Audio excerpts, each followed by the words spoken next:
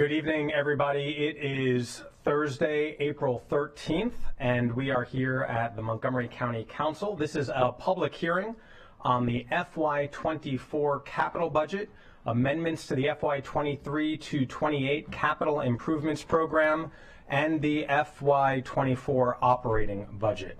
The council and our committees will conduct work sessions on this budget beginning tomorrow, Friday, April 14th. And the full council will begin work sessions beginning May 8th. That is all to tell you that this process is just beginning. We have many weeks of deliberation and conversation, but tonight's public hearing is the fourth of 4 public hearings that we are conducting here at the council. And when it is over tonight, at whatever time it ends, we will have heard from more than 150 residents about what is important to you, so that we can take all of that into account as we work on this FY24 budget. And with that, we have 53 speakers this evening. So, democracy in action. So I'm going to begin and ask the first 6 individuals if they can come on down. Pia Morrison, Mitchell Tropin, Dr. Christine Handy, Jennifer Martin, Gino Wren, and Jeff Buttle.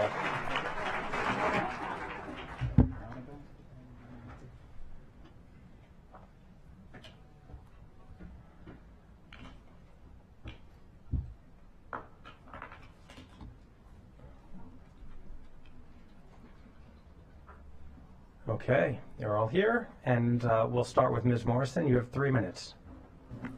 President Glass and the Montgomery County Council members, my name is Pia Morrison, and I'm the proud president of SEIU Local 500. Our union is over 20,000 strong, serving the residents of this county from cradle to career. Our members play vital roles at Montgomery County Public Schools, from the building service workers that provide a safe and clean learning environment to the paraeducators ensuring our children with special needs receive an equal education, and even the bus operators that return them home safely each day, and many more dedicated support staff professionals at MCPS. SEIU Local 500 members' vocations are centered around creating a quality learning environment for all children in this county. Our county has weathered budget shortfalls and a global health crisis. Many times, the sacrifices necessary to meet these challenges have been put on the backs of public workers. This is the year that must stop. Economic recovery means returning our funding levels to where they were before these crises. Under the current budget request by County Executive Elrich, a proposed revenue enhancement measure through an increase in property taxes is necessary to fully fund our schools. SEIU Local 500 enthusiastically support this measure to ensure that all public services in this county are fully funded and the quality of our children's education is not once again asked to bear the brunt of budget shortfalls. The consequences of not fully funding our schools are felt far beyond these chambers. Recruiting and retaining talented educators and support professionals will be casualties of failing to act. Stability and quality learning environments for students will be casualties of failing to act. The well-being of our most vulnerable children will be casualties if you all fail to act. We strongly urge you to pass the necessary revenue enhancement measures to ensure the full funding of Montgomery County Public Schools. Thank you for the time to address the council today and for considering my testimony. Thank you.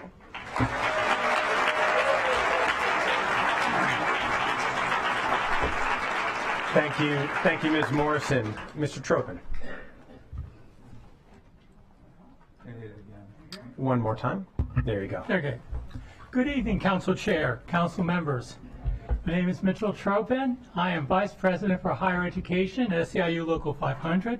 We represent part-time faculty at Montgomery College, where I also teach. I urge the Council to fully fund the college's proposed budget for the next fiscal year. The college's vision and performance has made it worthy of full funding. And I also urge the Council to reject a proposed $2.9 million reduction in the college's capital budget. But before I go further, I want to mention something that burns my toast. People are always getting the name of my college wrong. They keep calling it Montgomery Community College. That's not right. Besides, there's a big school in Philadelphia that has that name. Now, I object to calling MC a community college because the name does not do it justice. We have gone far beyond the parameters of what most community colleges do. If anything, our name should be Montgomery Communities College. MC has done an amazing job of serving not only traditional academic communities, but non-traditional ones.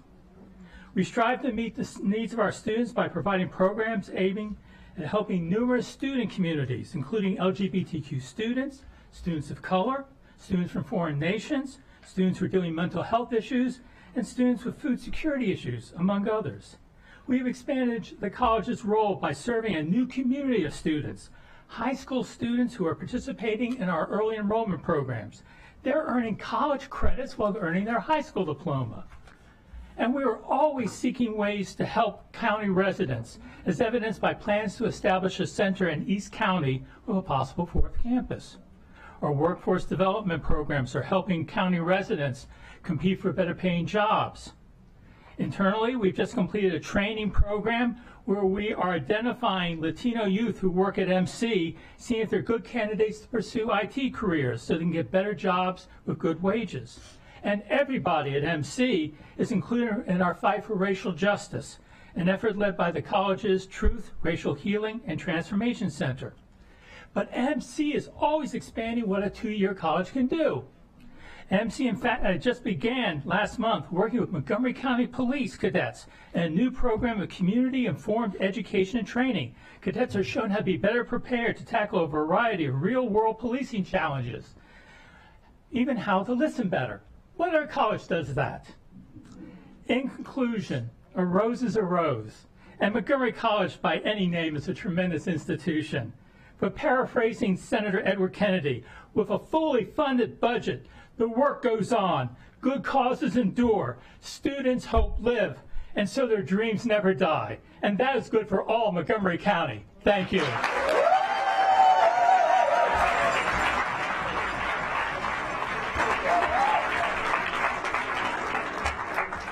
Good Ted Kennedy line, that is true. Dr. Christine Handy. Good evening, President Glass and Vice President Friesen and members of the County Council. I am Christine Handy, President of the Montgomery County Association of Administrators and Principals and Montgomery County Business and Operations Administrators. Our organization represents over 850 educational leaders in MCPS serving in administrative and supervisory positions in schools and central offices. I want to express my sincere appreciation to the County Executive for the allocated funds in the budget for our public schools. As we all know, public schools are the foundation of strong communities, and MCPS is known to successfully prepare our future workforce, taxpayers, citizens, and leaders, offering many a path out of poverty. Schools provide social, emotional, mental health, and physical health services, making vital connections for families to other county resources. Specifically, MCPS has become not just a hub of learning, but a necessary anchor for families in the county. I proudly live and work in Montgomery County. In 2006, I had just been recognized as the state of Maryland's Principal of the Year and relocated to this county the next year to serve the Gaithersburg High School community. I do not share this accolade with you to brag, but only to show that historically, MCPS has been able to recruit and retain high-performing educators. The reputation of this county and our schools has always attracted top education majors at universities across Maryland and along the East Coast. We are a top performing school district, and our salaries used to be more than competitive with our neighbors in the DMV. However, salaries in Montgomery County are not as competitive today. 10 years ago, our administrative pay was third in the state. Today, we are sad to report that we have fallen to not number 4 or 5, but number 8. You heard me. We are number 8 as it relates to administrative salaries. Baltimore City, Baltimore County, Frederick, Howard County, Prince George's, St. Mary's, and Washington County all pay their most veteran leaders more than MCPS. Because the education field has become highly competitive and work demands have increased, the pool of candidates is diminishing. Educators are looking for better work-life balance and competitive salaries. Therefore, it is imperative that we invest in our school system to attract, retain, and recruit the best employees to serve our children. As a principal, I often met with realtors and home buyers to talk about our cluster of schools, and trust me, it is the quality of our schools that impact home sales and home values. So there must be an investment in our schools. Over the next few months, you're going to hear from the Montgomery County community. You will hear from many that encourage you to support the county executive's budget, along with his proposed 10-cent tax increase. And you're going to hear from those who vehemently oppose it. As our elected leaders, we depend on you to make good decisions for the children and families who live here. Leaders are often faced with the responsibility to make tough decisions. Trust me, I know that. And when it comes to our future, the children, we hope that you do what is right and invest in our schools. Please know, we are your partners in this community, and together we work for the good of Montgomery County. Thank you so much for your continued support and commitment to education in our schools. Thank you.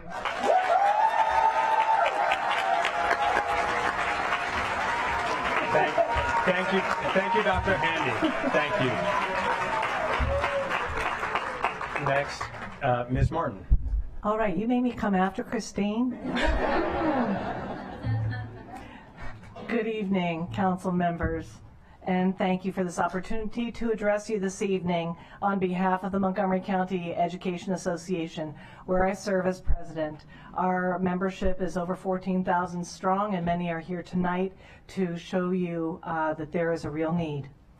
I'm here tonight to speak in support of the county executive's proposed budget. Residents of Montgomery County, and I am a lifelong resident myself and taxpayer, we expect and deserve excellent public services. In particular, we know the importance of our schools to the health and prosperity of our communities. We recognize that public schools are also truly important to a well-functioning democracy. MCA calls on you to approve a 10-cent education-only tax increase to address long-standing problems of underinvestment in our children. Per pupil spending by the county in inflation-adjusted dollars is still below what we were spending on each student in 2010. Meanwhile, we've become a student body that is majority students of color, and we've had greater demand for English language learning and special education services throughout that time. So as the needs have grown and as equity issues increase, we are spending less. And also the number of children living in poverty here in this county has grown. All of these issues come into our schools, and we struggle to meet these challenges without the necessary resources. Highly qualified and experienced teachers have been leaving at an unprecedented rate. Really, hardly a day goes by that I don't talk to someone else who's leaving. And I'm not talking after 25 or 35 years, I'm talking after 5 years, 15 years. We're losing talent. People are leaving, and they're not just leaving education here, they're leaving the profession. It's a travesty, and it is a crisis. Folks are retiring early or simply leaving the profession for less demanding, better paying, or more respected work.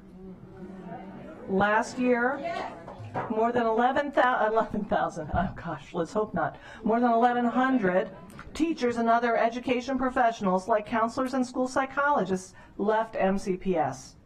As of March 29th, there are still 562 unfilled educator positions for this year. Today, teachers in Montgomery County are earning 15 to 17% less in real dollars than they were 20 years ago. Meanwhile, the cost of college has more than doubled. Educators are expected to earn not only a bachelor's but also a master's degree, adding to the financial burdens to pursuing teaching as a profession. As a result, schools of education are seeing a drastic loss of students choosing education as a major. Where are the next teachers coming from? And what are we doing to attract them? The superintendent and Board of Education has stated that they intend to use the increased funding to attract, support, and retain highly effective teachers and other frontline education workers. We know that the greatest difference outside the home in driving student achievement is having an excellent teacher in every classroom. We must uphold the reputation of MCPS as a world-class school system, one that attracts businesses and families, supports our economic growth, and strengthens the fabric of our communities. The educators of Montgomery County proudly join with our union partners at McGeo, SEIU Local 500, the IAFF Local 400, the FOP, and McBoa in urging the County Council to approve this budget and the education-only 10-cent tax increase. By investing in our schools and other critical public services, we will ensure that Montgomery County continues to be a great place to learn, work, live, and prosper.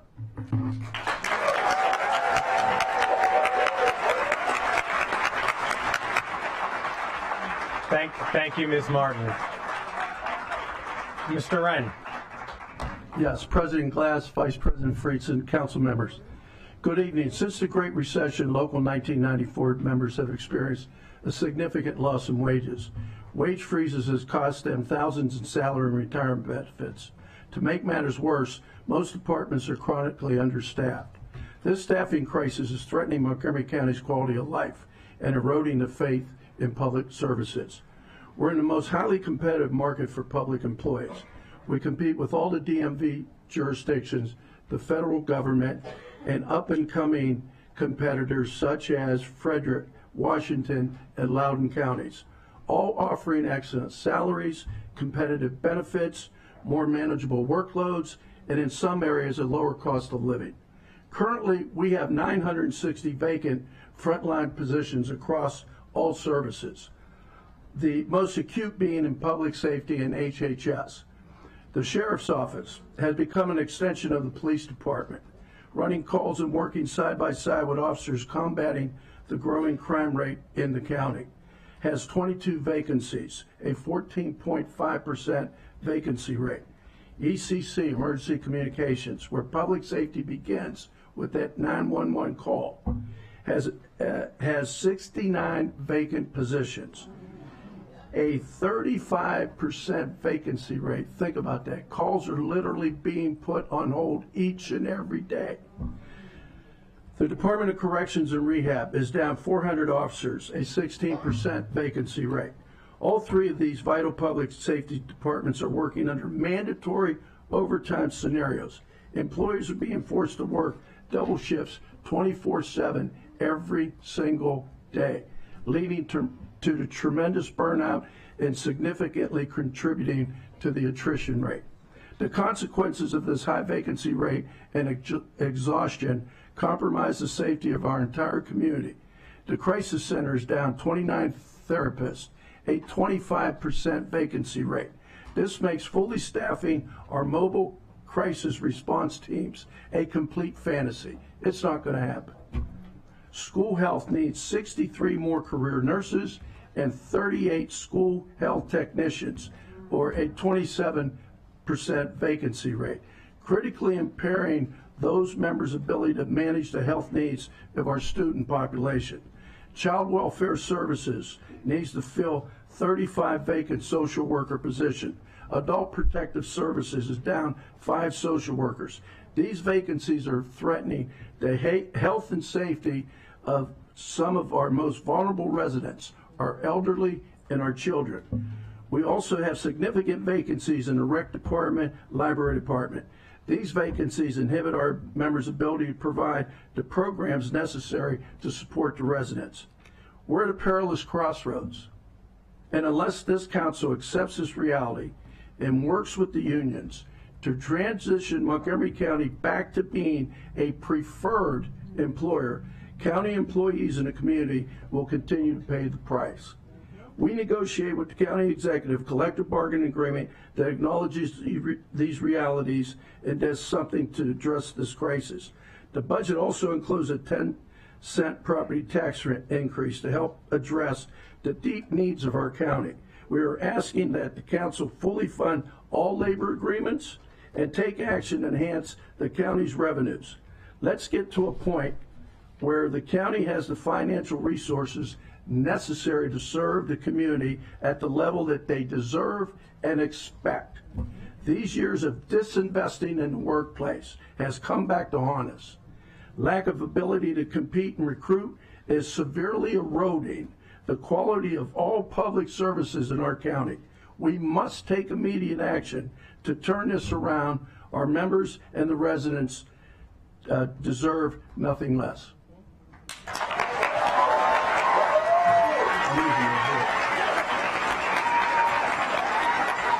I'm losing my voice. Thank you, Mr. Wren. Last speaker on this panel, Mr. Buttle. Good evening, Council President Glass and members of the Montgomery County Council. My name is Jeff Buttle. I am the president of the Montgomery County Career Firefighters Association, a local affiliate of the International Association of Firefighters. Our organization represents approximately 1,200 career firefighters and paramedics employed by the Montgomery County Fire and Rescue Service. I am here this evening to testify in support of the FY24 recommended operating budget. More specifically, it's critically important to approve and fund the provisions that were negotiated in our collective bargaining agreement for fiscal year 24. The Fire and Rescue Service is at a critical crossroad and is currently experiencing significant challenges with the recruitment and retention of our career firefighters. The provisions bargained with the county executive and now before the county council were specifically designed to address some of the issues, including more competitive starting pay and adjustments to pensions to encourage long-term retention of our members.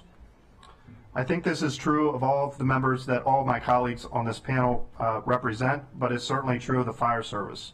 It's important to remember that the employees are the most essential component to the services that county government provides. Without an adequate workforce, the quality of services are greatly diminished.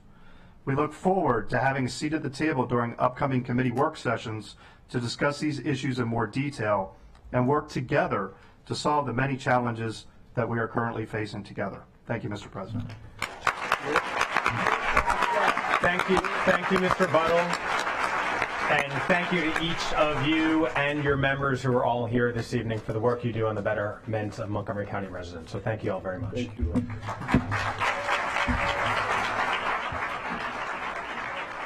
I'd like to call the next panel up: Melissa Rubin, Aaron Droller, Michael Rubin, Cara Grant, Maria Hilda Rosello, and Sally Murick.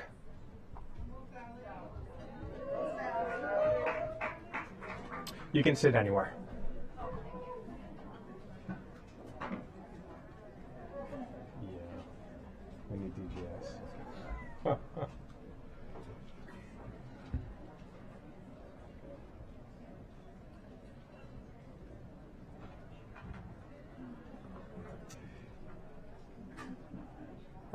Michael, might you be able to move over one seat so we can accommodate the translation? Thank you. Sally, you're fine. You're fine. You're good. You're good as always. Okay. Okay, Ms. Rubin. You're first. Yes. Hello, Melissa was unable to be here tonight, so my name is Dr. Roxanne Borak, and I am a veterinarian. I live in Montgomery County, and I am representing the Animal Services and Advisory Committee. It's a little bit of a change of topic, and I feel like I should have brought a kitten or something. My focus in my career has been to work with shelters, rescues, and low-cost veterinary service providers. These places reach out to and serve the underrepresented public who would otherwise never bring their pets to see a veterinarian in the first place. Currently, I'm driving over 1 hour one way to Prince George's, to Washington, D.C., and sometimes to Howard County. But this is not for lack of need in Montgomery County. We do need these services here, however, we do not have the providers here. So I would love to serve the people in my own county, but at this time in Montgomery County, there are no public options for spay-neuter services. Despite there being many communities in need of these services, and despite there being county codes saying that this needs to be provided, citing Chapter 5-403, the shelter that was built in 2014 is doing their best just to keep up with the animals that are brought into them, and they don't have the bandwidth or space to do spay or neuter on public animals. Which is why I'm here today, to ask for support of the low-cost spay-neuter initiative that is in the budget. Having a public spay-neuter option would go a long way in preventing even more animals from ending up at the shelter. Male animals left intact tend to roam, looking for a little love, and they often get hit by cars or lost, and then they end up in that already overcrowded place. Females can give birth to litters of 4 to 10 kittens or puppies at a time. Additionally, left intact, they can suffer from deadly uterine infections or mammary cancers. Providing quality, low-cost services to the community would help those pets with their families stay with their families while doing a huge service to the public at large, because at the time of altar, animals are vaccinated against a variety of diseases, but most importantly, rabies. We also deworm and deflea them. Multiple different rescue groups with decades of experience combined, myself with 14 years of experience in this field, and Tom Koenig of the Office of Animal Services have come together with a plan. We're going to close that gap in services that currently exist between the shelter and the public. The group has applied for a 501c3 and is on the wait list for a mobile surgery unit. This is a huge opportunity. For a nominal fee of $1 per month, we can rent this van that includes an operating area and kennels for holding our patients. But we need your help. We need help with funding for supplies and to pay our staff.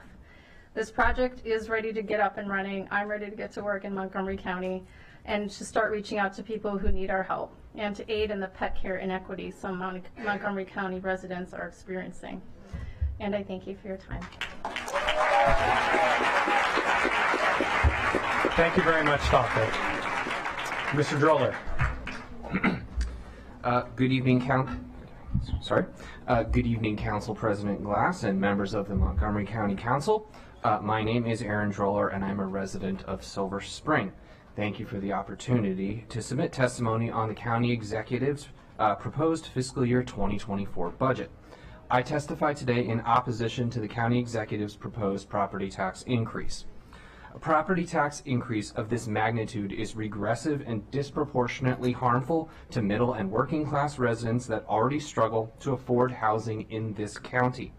This proposal is on top of sky-high property tax reassessments, rising mortgage interest rates, and punishing inflation.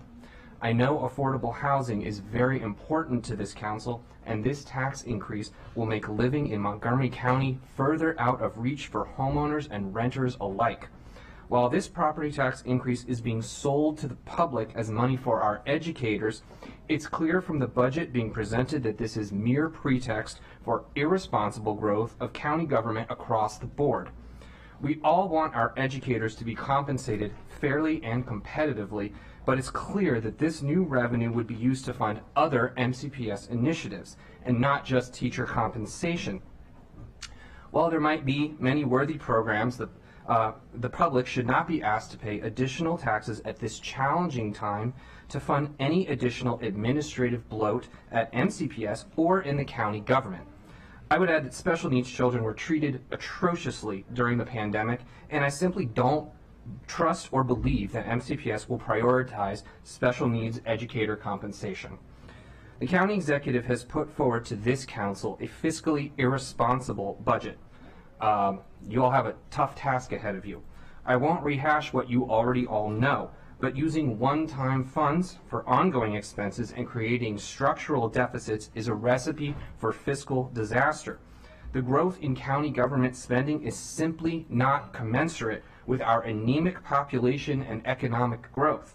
Given the macroeconomic realities we face here, and with a projected recession on the horizon, the county government needs to tighten its belt just like residents have to. The council can start by zeroing out all COVID-era programs that were federally funded. Those programs, created under the unique conditions created by the pandemic, were never intended to be backfilled by local dollars and made permanent.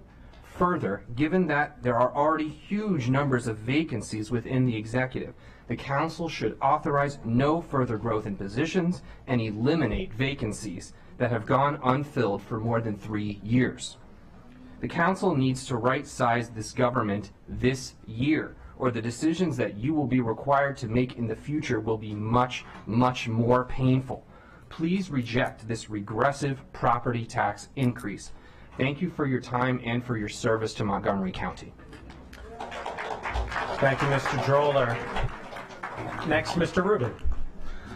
Members of the Montgomery County Council, council staff, and fellow residents. Good evening. My name is Michael Rubin, and I'm privileged to serve as Interim Executive Director at Impact Silver Spring.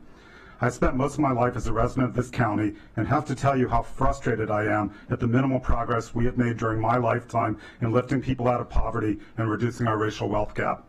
When I listen to our residents, I hear the need for greater income by many of our most disadvantaged community members. COVID made it worse. We need greater investment in community economic development. Now, trying to figure out how our county supports these efforts is a bit challenging to find in the FY24 proposed operating budget, as it was in prior years. The Working Families Income Supplement of $27.5 million is a big reduction from last year's $45.1 million. I know there's some cost shifting with state and federal, but even so, that scares me. We also fund WorkSource Montgomery, the Montgomery County Economic Development Corporation, the Economic Development Fund, and a business center team in the Office of the Executive. Much of that funding is used to attract companies who need a highly trained and specialized workforce. Even so, our total economic development investments of maybe just north of $40 million pale in comparison to the DHHS and MCPD budgets. What are we doing to support increasing the incomes of our most vulnerable residents? It seems that much of that is being outsourced to nonprofits. Hard to tell with the community grants program shifting to multiple grant programs in the Office of Grants Management, which is good, but in all likelihood, less than $1 million will be spent on nonprofits who are innovating new responses to these issues. At Impact, we've expanded our support for cooperatives and started a trade academy to teach entrepreneurship, business computing, cooking, and sewing, to name a few. But honestly, these efforts need to be dramatically expanded if we are to lift people out of poverty. We as a county do a good job at providing safety net services for our most vulnerable, but we will never safety net our way out of poverty. We will never safety net our way out of the racial wealth gap. I understand you have difficult decisions in front of you. I and many of my neighbors here tonight are not supportive of a large property tax increase, and I get that there are many worthy and necessary programs in the $6.8 billion proposed budget. But please remember to fund programs and initiatives that can help lift people out of poverty and reduce the demand on our safety net services. We know that maintaining the status quo where so many of our neighbors have inadequate income leads to increased demand for social services, higher levels of property crime, poor educational outcomes, increased homelessness, and worse health outcomes. We need to do better. I implore the council to find additional funds to deal with what I view as the root cause of many of these issues, income insecurity. Every dollar invested in these efforts will have a multiplier effect by increasing our tax base and reducing demand for county services. A growing government with more funds spent on safety net services is not sustainable. Let's work together to help our most vulnerable residents, grow our tax base, and actually shrink government. I don't believe that this is a pipe dream. It's why I go to work every day. Thank you. Thank you, Mr. Rubin. Ms. Grant. Hello, good evening. My name is Dr. Cara Grant, and I'm here today in support of the county executive's budget. Bless you. I'm truly humbled to sit here. It says stand, but I'm not allowed to stand, I don't think. So I'm truly humbled to sit here before you representing those who have, like me, grown up in Montgomery County, those who've attended schools in Montgomery County, those who send their children. I have 4 sons. 3 are still in school. 1 is, thank goodness, done with Montgomery County graduate. I love Montgomery County so much, I never left. I became a teacher over 20 years ago in the district, and am now serving as an administrator with wellness programs like health and physical education. I'm here to advocate in support of the county executive's budget, which includes vital funds for public education through a proposed 10-cent property tax increase and reinvestment in other public services. Let me ask you, if we do not invest in our public services and public education, what will we yield for Montgomery County. It is observed that other counties surrounding us have already made this investment, and their investment is getting the ROI, it's getting the return on investment, because people are leaving our district to go to theirs. Living, working, all of the things. We must invest now to set a better trajectory for our future, one that includes and elevates more of our student voices. You see them over there today.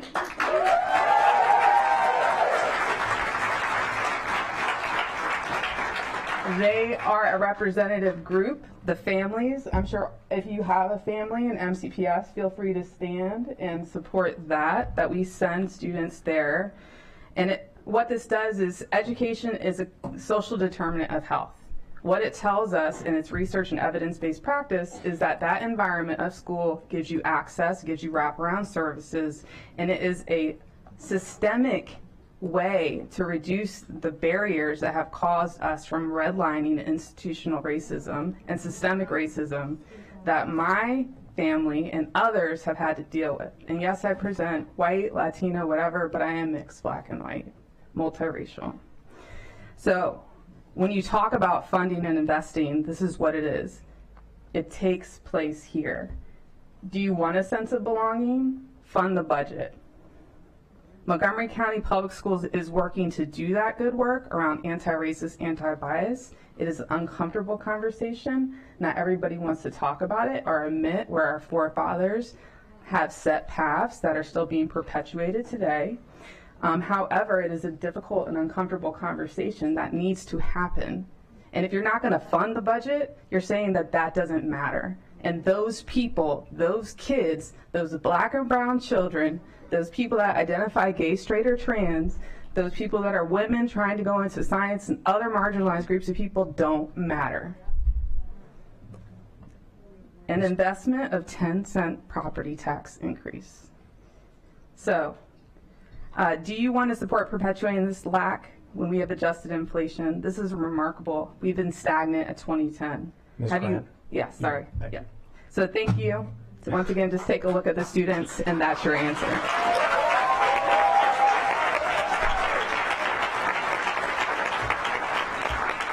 Thank you. Ms. Rosello.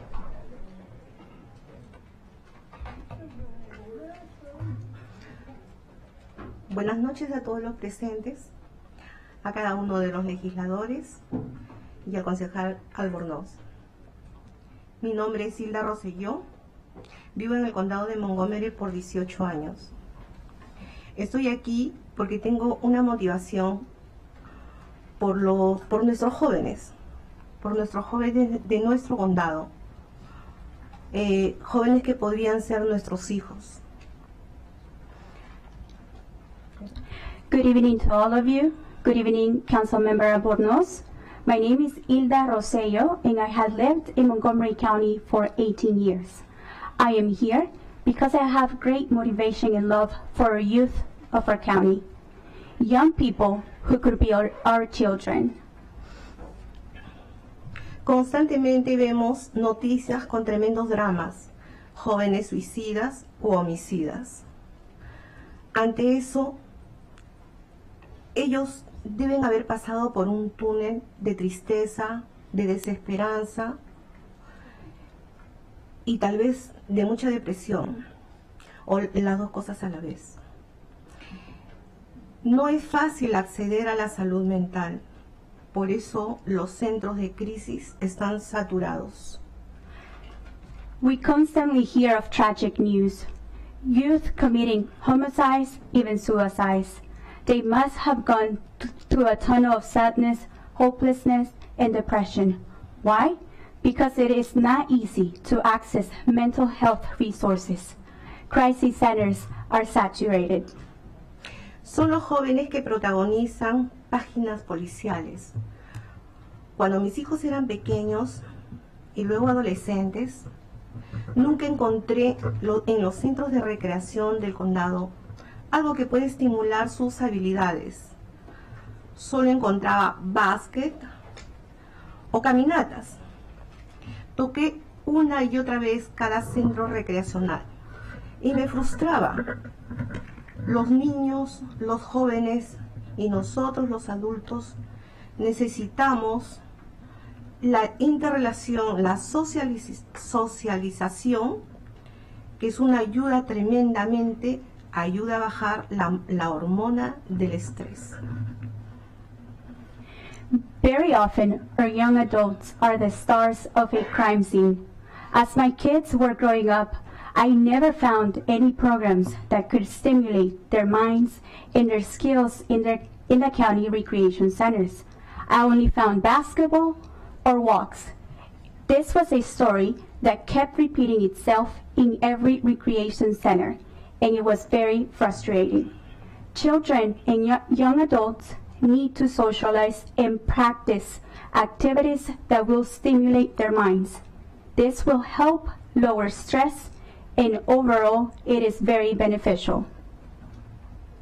Me he dado el trabajo en estos días de buscar en varios centros de recreación programas que no son de alto costo, como dibujo, pintura, trabajos manuales, juegos de mesa, damas, ajedrez. Ajedrez es buenísimo, despierta mucho la creatividad y no son de alto costo. Despierta el ajedrez mayores habilidades. No es una gran inversión,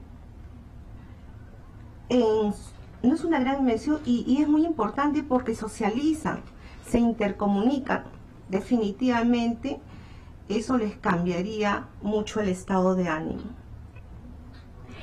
In recent days, I gave myself the task to search again in multiple recreation centers, and until this day, those programs do not exist. The programs that I request are not expensive to have. I am talking about activities such as drawing, painting, board games such as checkers, chess. These activities are an investment. They will stimulate the mind and will help our youth socialize. The participants would have the opportunity to intercommunicate and definitely will change their state of mind. Un joven feliz es una promesa para el futuro. Si muchos de aquellos que fallecieron hubiesen tenido la oportunidad de socializar y empatizar en eventos sanos, no estaríamos lamentando tantas muertes. Muchos de ellos serían hombres de bien o mujeres de gran valor al servicio de la sociedad. Señores legisladores, ojalá puedan hacer algo por ellos, por nuestros jóvenes, y llegar a un acuerdo en voluntad, con amor al prójimo. Gracias, y estaremos orgullosos nosotros mismos en este gran proyecto. A happy young person has a prosperous future ahead. If many of those who die had had the opportunity to socialize and participate in healthy events, we would not be lamenting so many deaths. Many of those lives could have been men and women of great value to society. Council members, the power is in your hands, and I hope you can do something to save our youth. By doing so, it will make you all very proud. Thank you. Thank you.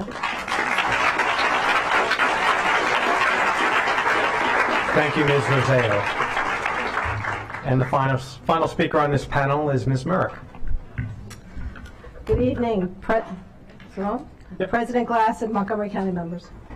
I am Sally Murick. I'm the coordinator for the Paraeducator program at Montgomery County Public Schools, where I have served for over 30 years, providing children with special needs an equal and quality education. I have witnessed the shortfalls of the county budget and how it affects them. Shortages in staffing and turnover impact these children harder than others. Low wages and staffing shortages prevent us from retaining the talented educators we need to best serve our children. Furthermore, too many of our colleagues cannot afford the rising cost of living in Montgomery County.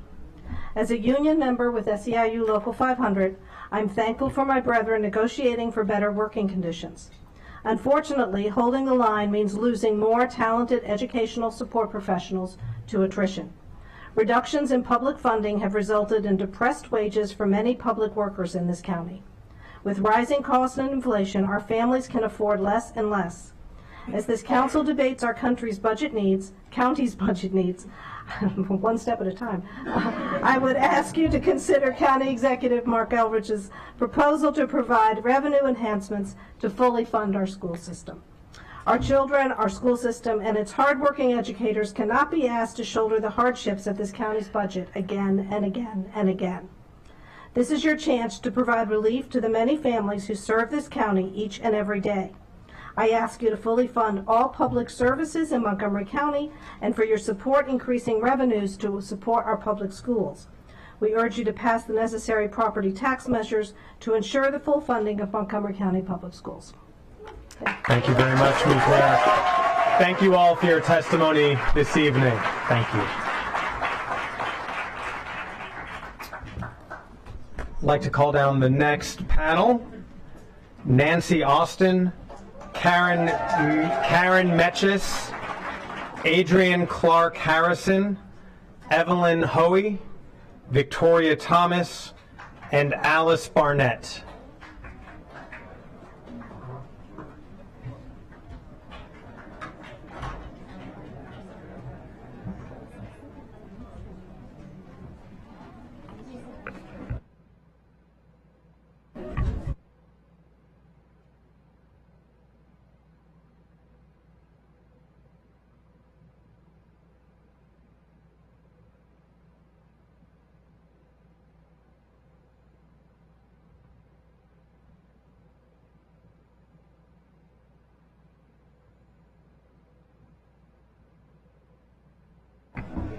We know it's a little warm in here, not just from your testimony, but we'll get through this.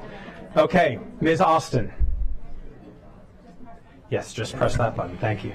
Good evening, President Glass and members of the County Council and the community. My name is Nancy Austin. I am a school community health nurse employed by Montgomery County Department of Health and Human Services. In my own recent experience, when a family member needed care, the emergency room had limited staffing and the wait for care was worrisome. This mirrors our healthcare system. We are floundering due to a severe shortage of all healthcare workers, and that has trickled down to the schools, affecting the most vulnerable of our community, our children. The nursing shortage is in a severe crisis.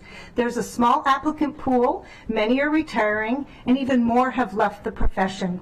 The dedication, cost of needed education, severity of the mental health problems, increased technology of wearable medical devices, and requisite learning, these all impact recruitment and retention. Top dollar is paid to nurses in the private sector, something the county has not kept current with. Why would a nurse work for us when down the road they offer so much more money with acceptable benefits? We just cannot be competitive when recruiting. School community health nursing is specialized. We play a critical role in the schools. We are pediatric specialists for students with special needs. We provide care coordination, public health care and instruction, quality improvement, leadership, and ensure adherence to the standards of practice. School health ensures a child with a chronic health condition is able to access an education. As with the shortage of staff in the private sector, we in school health have displayed a Herculean effort in caring for what I call a city of 160,000 students in 208 buildings. Since the beginning of this school year, over 340,000 students walked through the doors of a health room. Over 76,000 received medication and 21,000 received a treatment. This can be anything from an asthma treatment, multiple daily injections of insulin, gastric tube feedings, and catheterizations. There were 425 911 calls, along with the 13 doses of Narcan given for opioid overdoses. This may very well explain our retention problem. It is distressing to be pulled in so many directions at once. We worry we will miss something, and we just pray we will not. We are small, but we are mighty. 120 222 merit registered nurses are the health team leaders. We have 199 merit school health room technicians, which is not even one for every school. We must rely on contract staff to fill the shortage. It is a huge team effort. 46 years ago, I graduated as a registered nurse, joining what the latest Gallup poll says is the most trusted profession. Sorry. It is an honor and a privilege to care for the next generation of Montgomery County residents, but we need all members of the County Council to support the tax increase, to fund these urgent needs, and to further vote to pass this contract. Thank you very much. Thank you, Ms. Austin. Is Karen Metchis here?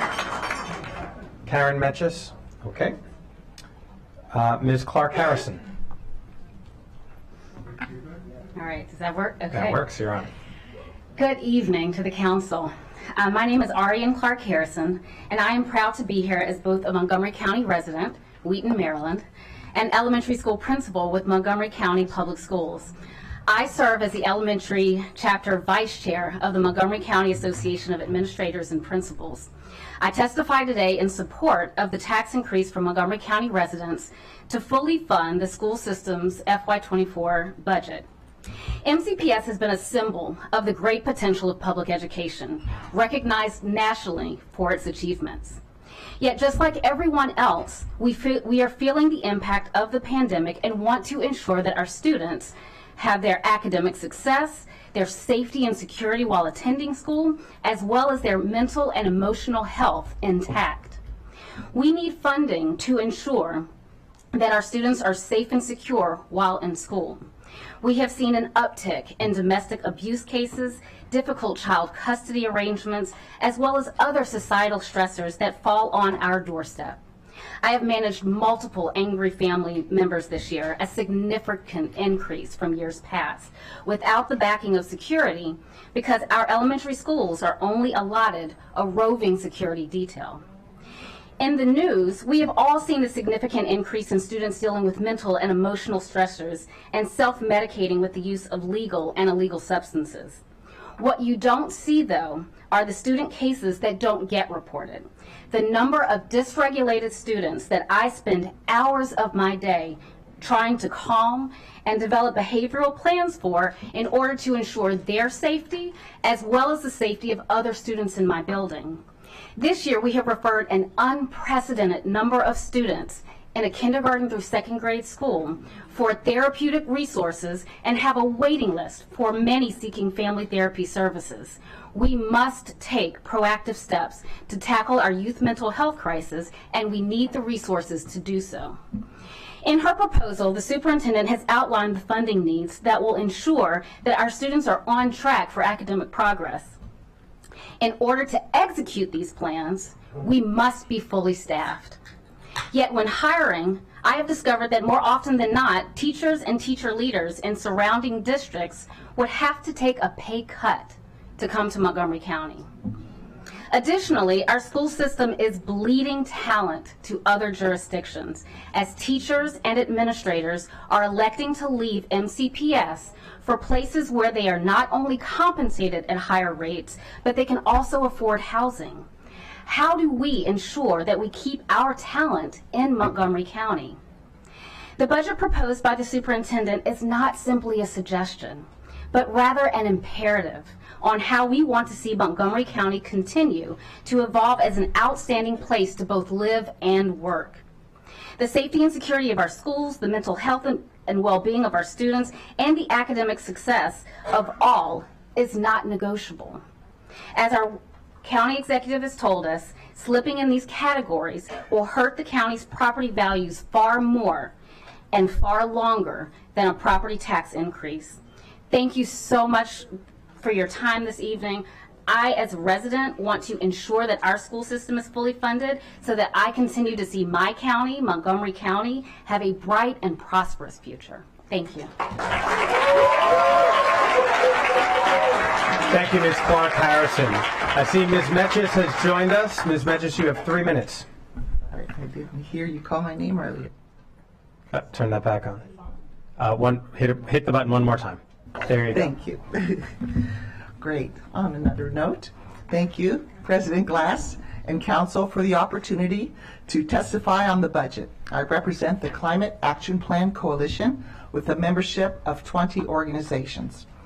We are advocates and partners to help Montgomery County address the urgent issue of climate change that is increasingly harming our community. We support the county executive's interdepartmental climate budget, and we support the proposed $1.1 million for the Office of Food System Resilience, which technically should have been in the interdepartmental climate budget. We are pleased to see increased investments in trees, rainscapes, solar energy, electrification, equity, and attention to resilience, all of which have the co-benefit of building pathways to green jobs. We noted that the executive adds funding for the Office of People's Counsel. We worked with the Planning Board to develop the climate assessment template, and we follow the zoning and master planning efforts. We have come to appreciate the complexity of land use planning and would find a People's Counsel invaluable. We support this budget line item. All that said, the Council of Governments greenhouse gas inventory shows that we are not on track to reach our climate emergency goals. Therefore, we request a few other items. The county government cannot achieve our greenhouse gas goals without more involvement of the public. We need a massive public outreach campaign similar to what was done for COVID to convey the importance of choices that only individuals can make. But outreach received the lowest allocation in the budget. We urge you to add $2 million for a massive public outreach campaign to promote behaviors that reduce greenhouse gas emissions and improve resilience. The executive plans to reduce the amount of waste produced and to end the climate-damaging incineration of recoverable materials. We request a total of 5 new positions rather than only 3 to develop and implement new waste reduction, reuse, and recycling programs. The executive proposes $1 million for residential electrification retrofits for low to middle income households, so they benefit from upgraded service without raising the cost of housing. We strongly urge the council to raise this to $2 million or more per year to accelerate progress and also creates more pathways to jobs. We see that the Parks Department is receiving $4 million short of what it needs to keep up with inflation, reflecting only a 4% inflation increase. To ensure that sequestration and adaptation services it provides do not decline, we request that $4 million be added back to the Parks budget. We are also happy that the Green Bank can fund resilience, but we are concerned that the bank may reduce its investment in energy efficiency and electrification. Our budget request was not accepted, so we want to work with you to identify ways to create more leverage and infusion of funds for Green Bank resilience efforts. Council members, the fact that we are in a climate emergency is not just a slogan. You read the news every day of accelerating ice sheet loss, historic droughts and massive rainfalls, forest fires, coastal inundation, and the heartbreaking disasters befalling the most vulnerable. It is time to step up our game and get serious about addressing the climate emergency. Please add the resources needed to accelerate our progress on this vital issue. Thank you very much. Thank you very much.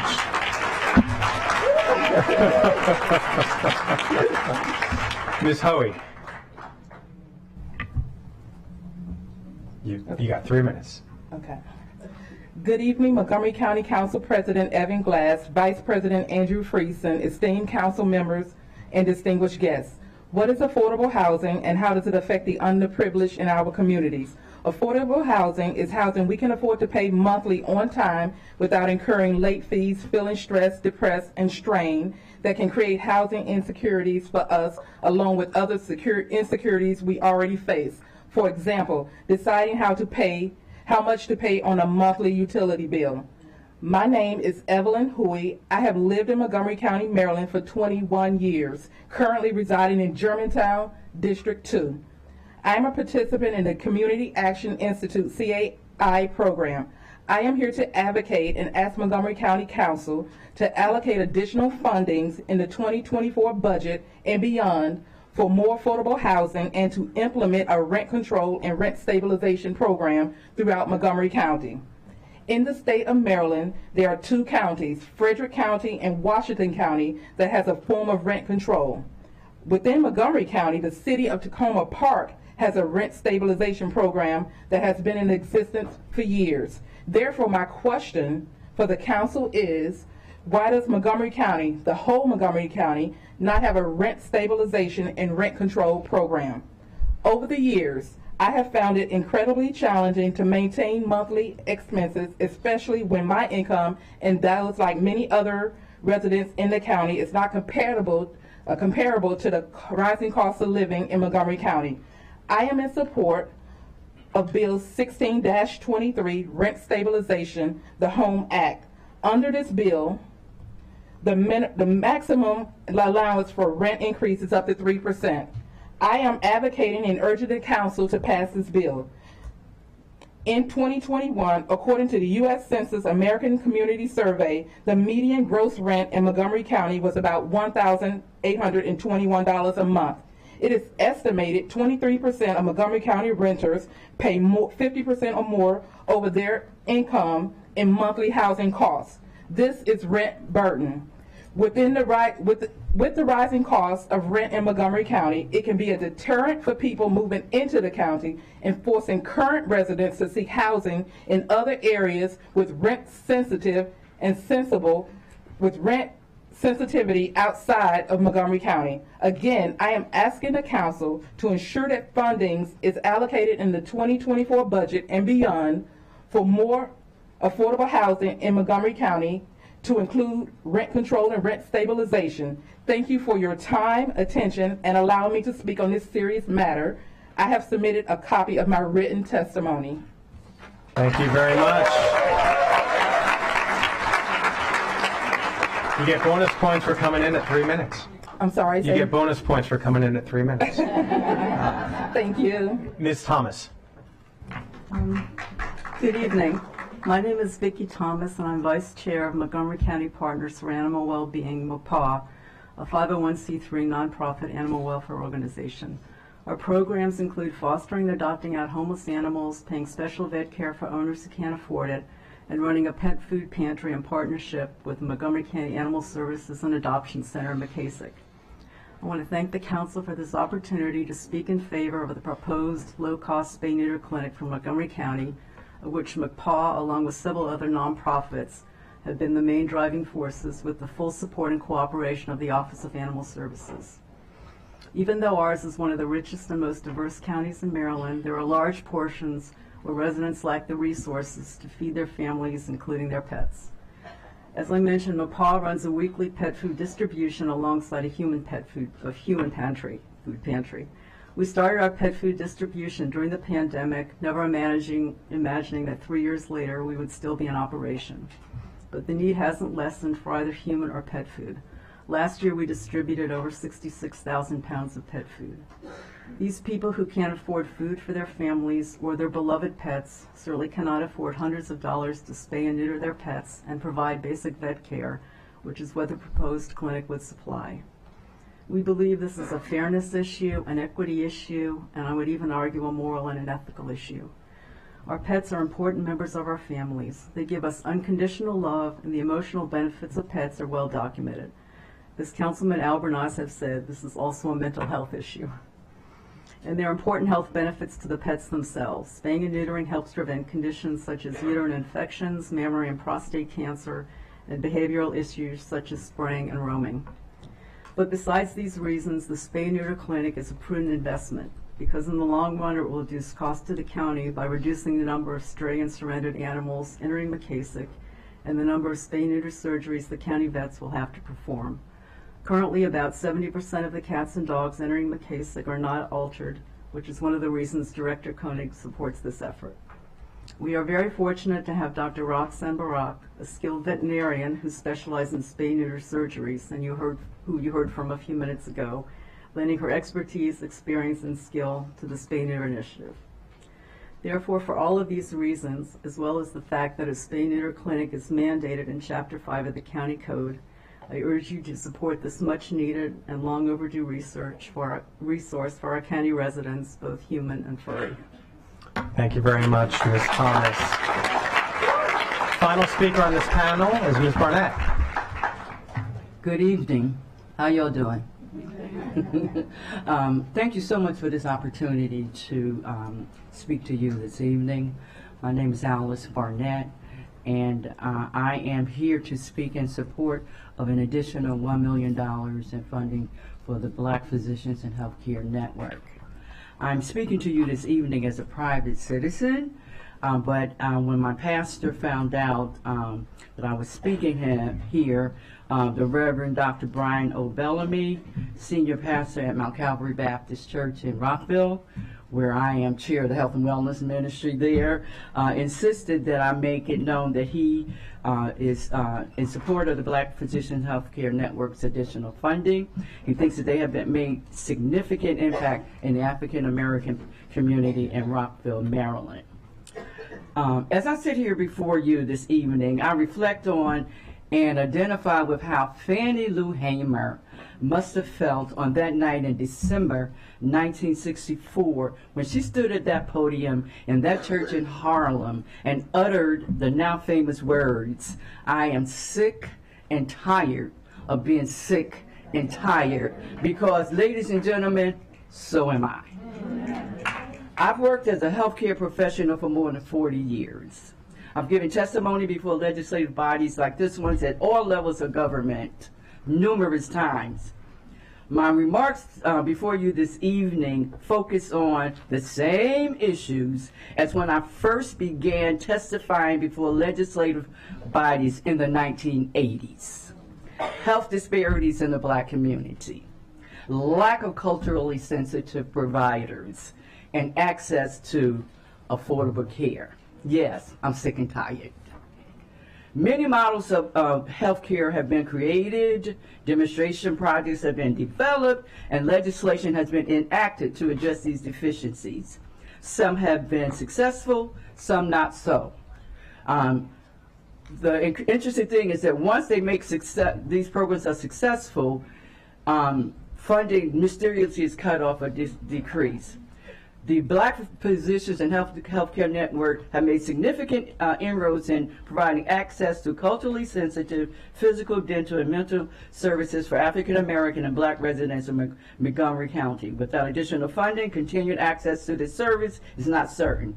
Alternative suggestions for covering the gap in services that will occur as a result of insufficient funding do not address the fundamental problems that exist in current health system delivery in Montgomery County.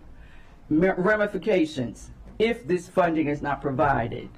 An already overburdened Montgomery Care's delivery system will be more overburdened with the COVID Emergency Assistance Act ending.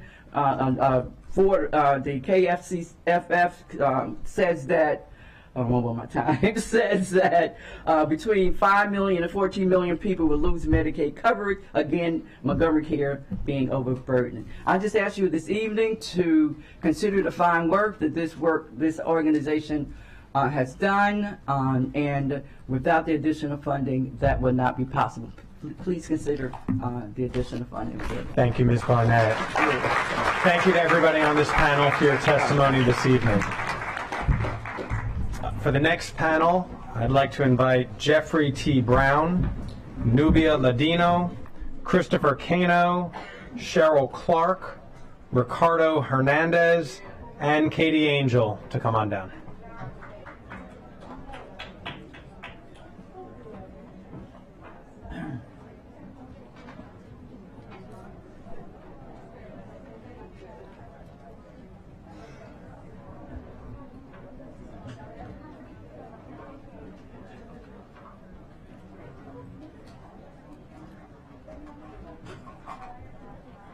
Okay, we'll start with Mr. Brown. Can you hear me? We hear you. All right. Good evening, and thank you for the opportunity to present to you tonight. My name is Jeff Brown, and I am the principal of Roberto Clemente Middle School. I've had the opportunity to lead the RCMS community for the past 8 years, and I'm very proud of the students and the community of Germantown. During my 20 years of working for MCPS, I have served the communities of Poolesville, Damascus, Richard Montgomery, Wootton, Seneca Valley, and finally Roberto Clemente. Also, I've been a member of all 3 unions. I'm the son of 2 retired MCPS educators and the nephew of 2 amazing women who also retired from MCPS as SEIU members. In summary, I'm a dedicated, children-loving MCPS educator. It's in my blood. However, even with these deeply rooted intrinsic motivations, the last several years have tested my resolve and the other dedicated educators in ways we never thought possible. As we all know and felt, the COVID pandemic was an accelerant of challenging working conditions. On our return to in-person instruction, we properly focused our efforts and resources on wellness. You may not realize the non-typical ways in which schools are supporting wellness. Allow me to share a few. Yesterday, I met with a parent to review her resume so she could prepare for a new job to support her family.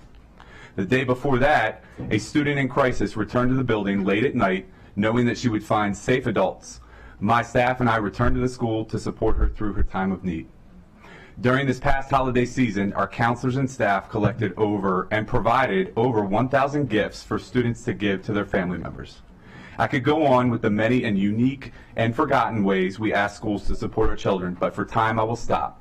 The great tension with wellness in education is that we expect schools to support everyone, everywhere, all of the time, no matter the issue, but we tell stressed educators to take care of themselves.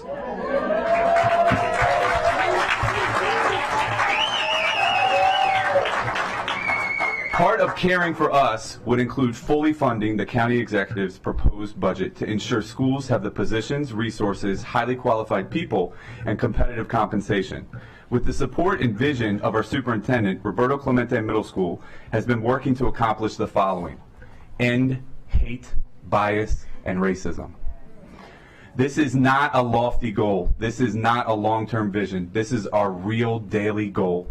We aligned all of our activities, student groups, course offerings, lessons, adults, resources, and efforts to end racism every day. Schools are tackling challenging societal issues like this each day. Beyond being proud of this work, I share this to demonstrate the complexity of working in schools these days. Clemente's educators are not unique. Each school has a similar but different story to share. While it is challenging, we love it. We don't wish any of it away. But in truth, it is very lonely. We could use your support. Most importantly, you can vote to fully fund the school system's proposed budget. Working conditions are learning conditions, and if we expect the greatest from our staff, we must provide the greatest MCPS budget in history. Our staff are worth it, our children are worth it, and our community is worth it. Thank you. Thank you, Principal Brown. Ms. Ladino. Honorables miembros del Consejo de Montgomery County, Financiamiento para la Seguridad Pública. Cordial saludo. Mi nombre es Nubia Ladino, residente de Montgomery County, correspondiente a la localidad tercera de Silver Spring. Existen problemas graves de inseguridad pública que deben atenderse mediante la gobernabilidad, por lo tanto solicito más fondos económicos en seguridad pública y un estudio sobre el impacto de violencia doméstica en las familias de no casados. Solicito, como uno de los miles de víctimas y residentes de Maryland, los siguientes requisitos: que los recursos económicos que se destinan para la seguridad pública se incrementen atendiendo estos factores de inseguridad civil. Por lo tanto, invito al trabajo conjunto entre nuestros gobernantes, la comunidad y la protección de toda sociedad en conjunto con los miembros del Departamento de Policía para incrementar el orden civil. Primero, según las estadísticas del crimen en Montgomery County, el Departamento de Policía clasifica en una escala de 1, crimen bajo, a 100, crimen alto. El crimen violento de Montgomery County son el 35.5%, el promedio de la nación está en 35.4%. Podemos analizar que la delincuencia ha incrementado en nuestra comunidad, mayormente afectando a nuestros hijos en un 13%, víctimas de una sociedad en descomposición. Honorable Montgomery County Council, good evening. My name is Nubia Ladino and I am a resident of Silver Spring, District 3 in Montgomery County. There are important problems in public safety that need to be addressed.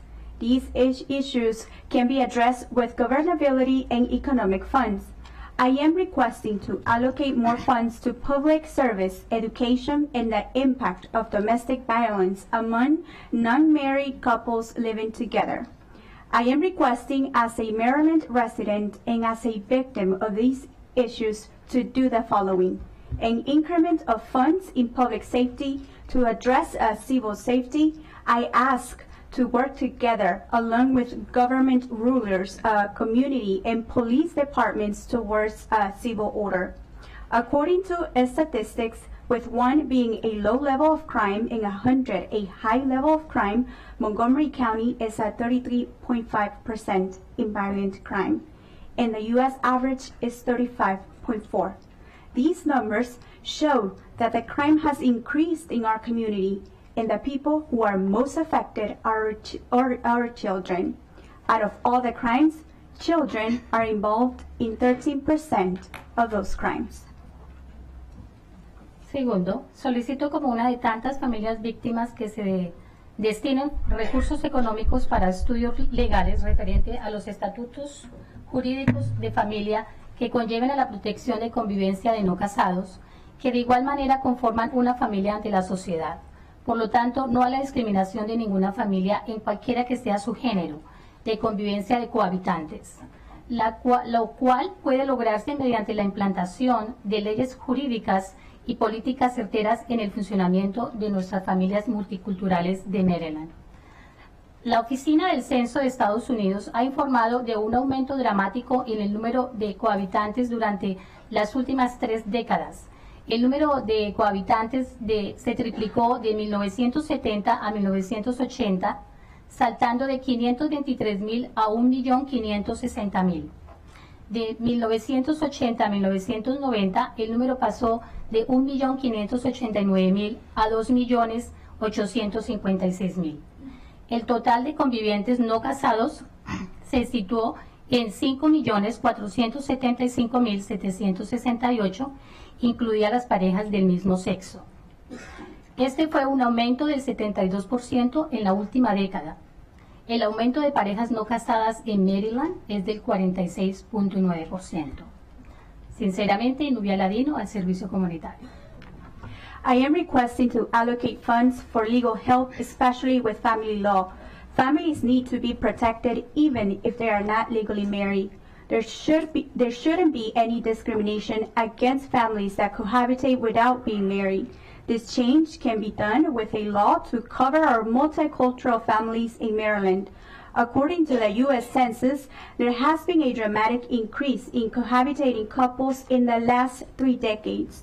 The number of couples cohabitating tripled from 1970 to 1980, from 523,000 to 1,560,000. From 1980 to 1990, the numbers went from 1,589,000 to 2,856,000. The total number of non-married couples living together has increased to 5,475,768, including same-sex couples. This was an increase of 72% in the last decade. The increase of cohabitating couples in Maryland was 46.9%. Thank you. Nubia Ladino. Thank you very much, Ms. Ladino. Mr. Cano.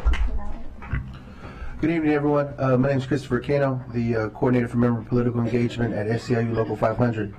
Members of the County Council, as you take up the most important item this year, the operating budget for fiscal year 2024, I would implore you to consider what not fully funding all county services will mean. First responders like our firefighters not having life-saving equipment, police officers understaffed and unable to adequately respond to our safety concerns, special needs children in our school system without support and guidance, maintenance in our public buildings falling short, putting our health and safety at risk. Many of these scenarios are already a reality. Do not exacerbate them further by failing to fully fund the budget. And this includes supporting the revenue enhancements put forward by the county executive to fund our school system. The cost of raising taxes is a challenge that no public official wishes to shoulder. Yet I ask you, what is the cost of inaction? Who will you prioritize funding? Fire rescue, police, social workers, healthcare, teachers? Who will you cast aside for the sake of saving folks a few dimes in their taxes? Special needs children? Building maintenance workers? Bus drivers? The fact is, you need not make these hard choices. You need but make the courageous one and fully fund the operating budget for all county services with the needed revenue enhancements to support our school system in Montgomery County. Do not ask the children of this county to bear the burden of budget shortfalls and a lack of political will. Stand up today for our children, our educators, and our hardworking public service employees in Montgomery County. Thank you. Thank you, Mr. Cano. Thank you. Ms. Clark. Good evening, members of our Montgomery County Council. My name is Cheryl Clark, and I'm a resident of Montgomery County, and I'm a principal in the school system. I'm here this evening to urge your support in funding entirely the school district's budget as it's been presented. The proposed budget represents an investment in the most significant components of a quality, world-class educational organization, investment in its highly trained and talented staff. I am proud to share that I am an MCPS graduate of Seneca Valley High School. After graduating from Montgomery College, then the University of Maryland, I began my teaching career and had the privilege of working alongside amazing educators, teacher colleagues, and strong school principals. After graduate work, I became a school administrator early in my career, and I'm happy to share that I had wonderful mentors who had vision and leadership qualities which had a positive influence on me, and for these folks, I'm grateful. It is concerning to me that our district has already lost a great deal of institutional knowledge and experienced and talented leaders who have moved on from MCPS to other districts. I'm a 35-year veteran of MCPS with over 27 years as a building administrator. In addition to my service as a teacher and administrator, I'm a parent of 2 former MCPS students who are now thriving as young adults. My own children had the good fortune to learn from skilled and caring teachers. They thrived in schools that were safe and had positive, proactive leaders. In their educational success story, it was the people who mattered the most. I have believed from the beginning of my career that it is the human beings in a school who determine its success or failure and how well it serves all students. We need to be able to create the best fit for optimal learning for every student in our schools. This kind of service to children isn't easily done. It requires educators and leaders who rise to the top of their professions. Our district must be able to attract and retain teachers and leaders who can and will do this for our students. Our students deserve and require this from us. Neighboring counties and school districts in our area understand this, and they have demonstrated this by approving adequate and even robust funding for their schools. I have a history with MCPS, and I believe that we are at a crossroads in terms of attracting and keeping skilled, talented, and dynamic educators.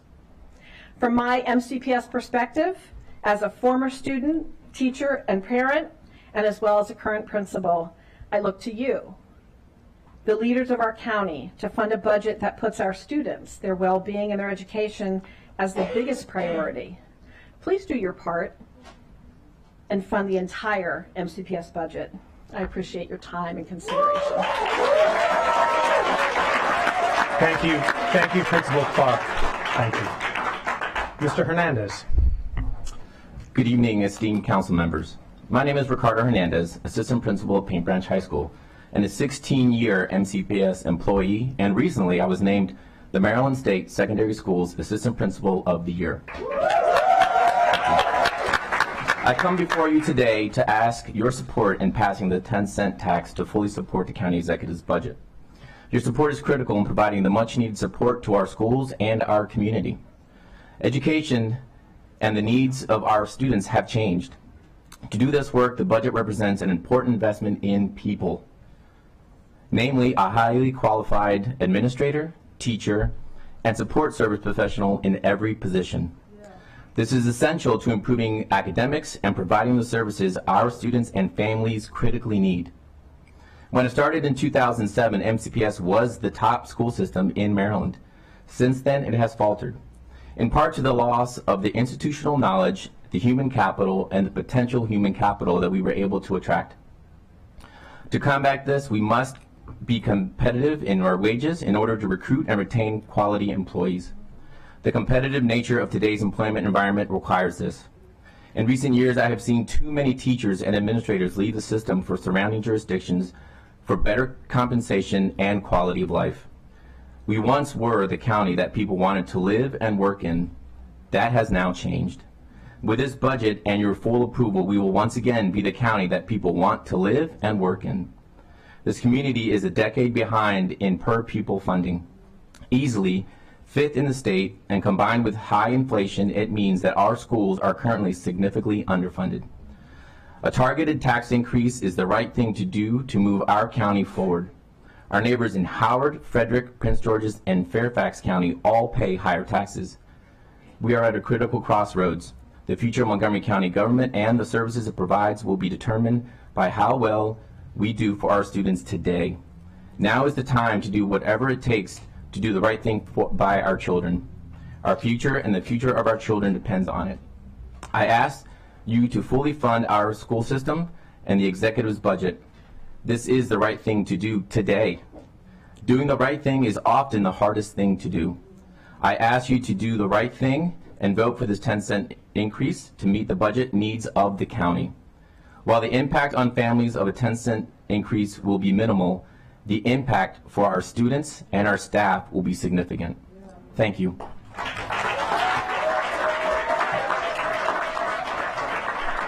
Thank you, Mr. Hernandez, and congratulations on your recognition as Assistant Principal of the Year. That's wonderful. Applause for that.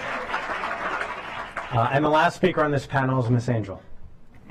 Good evening to all. Buenas noches a todos. My name is Katie Angel. I have worked for Montgomery County of Recreation. Actually, I just coming back to Montgomery County Recreation under a year.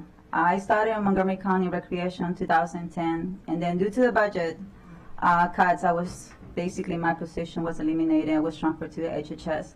I recently came back to Recreation, the Senate Director of the Long Branch Community Center, and one of the low-income communities, which I have seen that we urgently need this budget to be passed. We need to create activities for our seniors, for our kids that are up there doing things that they shouldn't be doing. We need to be more proactive and do more for our communities and be able to provide more activities so they can come inside to our buildings. Their buildings are beautiful. We create beautiful buildings, but they're empty. We need to do more so they can actually come inside and be able to extend the time, be able to do. I urgently for you guys to really look into this matter.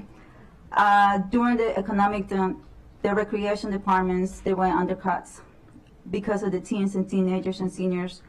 They use our programs and likely due to the budget cuts, there's no programs for them to be. There's no programs for them to participate. Our decision is to make the environment feel them safe. Politically, it's being eliminated, and it's basically there's no programs out there for our kids, our seniors, our adults. We urge that the quality of life services like recreation departments are not essential to some people. However, we have to support the growth and the development of our county teens and children, and we have to serve our senior citizens. Somehow they were, in the past, were young adults and were able to serve the community. Now they are seniors, and we have to provide for them.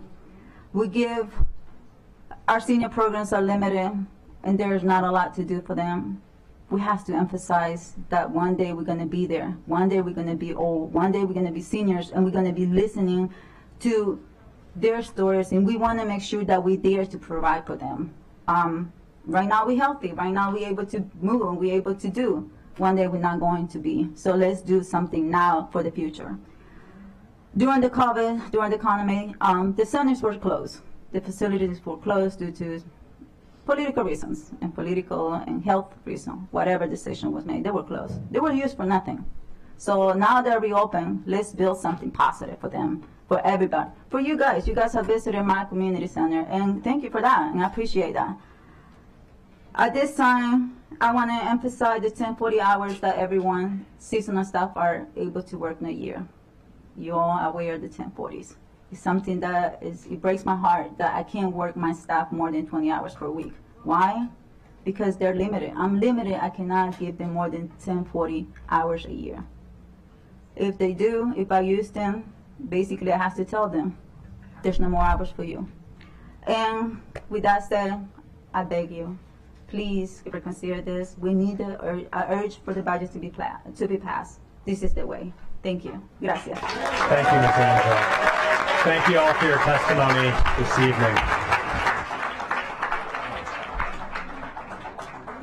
I'd like to call up the next panel, Sierra Caprera, Audra Dugy, Katie Seeger, Greg Bishop, Kathleen Wee, and Monica Reyes.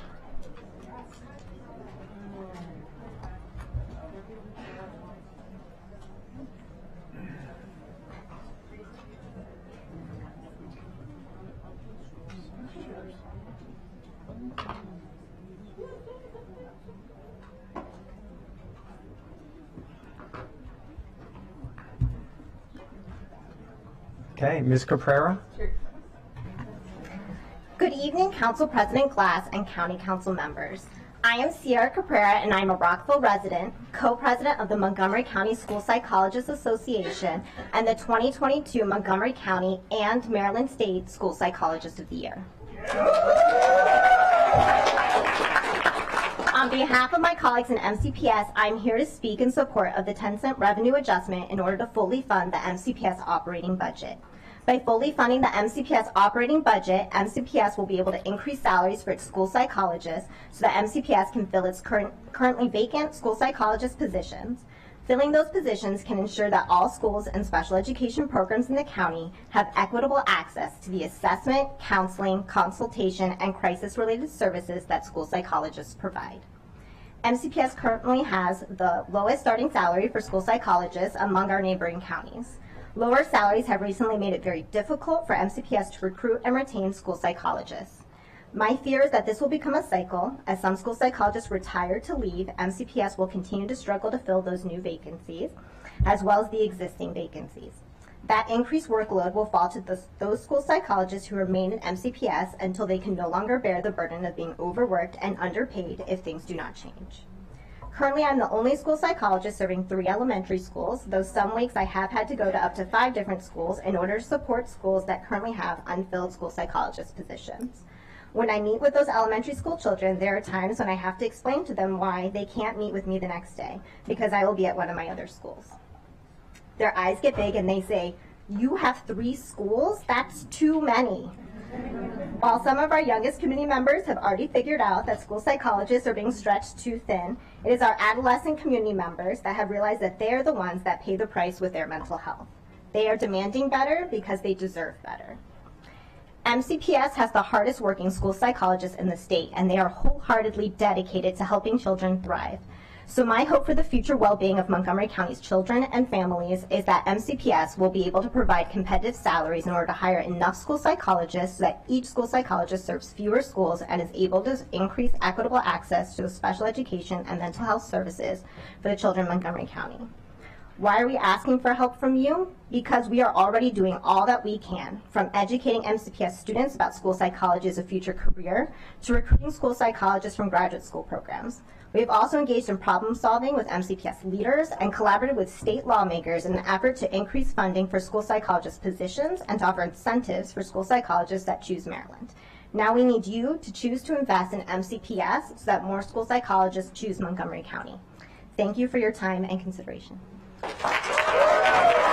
Thank you very much, Ms. Caprera, and again, congratulations on being honored with School Psychologist of the Year. All the stars have come out tonight. Next, Ms. Duge. Thank you. Good evening. My name is Audra Duge. I'm an employee of the Montgomery County Department of Health and Human Services, a single mom to an 11-year-old and a 15-year-old. I work as a member of the mobile crisis team and work at the crisis center answering phones, seeing walk-ins, assisting to manage the lobby, entering data, taking reports, and activating services for CPS, APS, trauma services. Mobile crisis teams are frontline public safety employees, but many don't see us as such. During COVID, we didn't retreat to our homes and get to telework. We had to be able to serve the Montgomery County community. We stepped up and did our jobs, and we still do that today. We're really good at what we do, and we really love doing the work that we do. There's no such option for frontline employees to telework at the Crisis Center. We're supposed to be able to do, what we are supposed to be able to do as part of the mobile crisis response team and what we are able to do are vastly different. The folks who make decisions about how we respond to the people experiencing mental health crises just don't understand what we deal with. We are stretched super thin, and we keep losing people to retirements, other jurisdictions, and the public sector. We are down many, many therapists. There are supposed to be 3 fully staffed crisis teams running Monday to Friday in this county. We're supposed to have a team in Silver Spring, 1 in Rockville, 1 in Germantown. That's a fantasy. We can't keep or hire employees to fully staff these teams. When you want a team in Silver Spring, you're taking Rockville and spreading it to its bare bones. That's not safe. Any HHS employee will agree that ours is an incredibly difficult job. Not just those of us who work at the Crisis Center, but those who work in trauma services, child welfare, adult protective services, school health, and the rest of everyone in HHS. We see the most vulnerable and those experiencing unimaginable and dangerous mental health situations. On top of dealing with the burnout and the lure of better paying private sector opportunities, we also deal with comparisons that are unjustified and inappropriate. In Montgomery County, our Crisis Center staffs an office that allows walk-in treatment and telephone services 24/7, every single day, every holiday. We're available for anyone in need to come to the Crisis Center. Counterparts in other surrounding counties and elsewhere get close to the same pay, and they're not asked to provide the same level of service that we do here in Montgomery County. It's no wonder that so many staff leave and go elsewhere. Plus, now we're being asked to go without police on crisis calls. Ms. Duget. I've had 23 years of experience at the Crisis Center. We need police with us on many, many occasions. Okay? So basically, please, we need you to improve the compensation and benefits package so we can truly staff the Crisis Center and attract and retain excellent employees.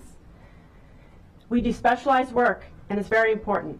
Thank you. Thank you very much.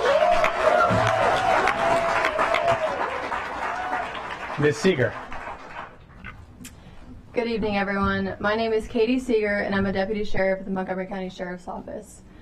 I've been working here for just under 2 years, and I've recently been placed in our administrative division, focusing on specifically recruiting. I'm here tonight to urge the Council to consider passing the requested property tax increase. Since before COVID, the sworn deputies in the Sheriff's Office has been tasked with doing more with less, and then COVID only increased our issues.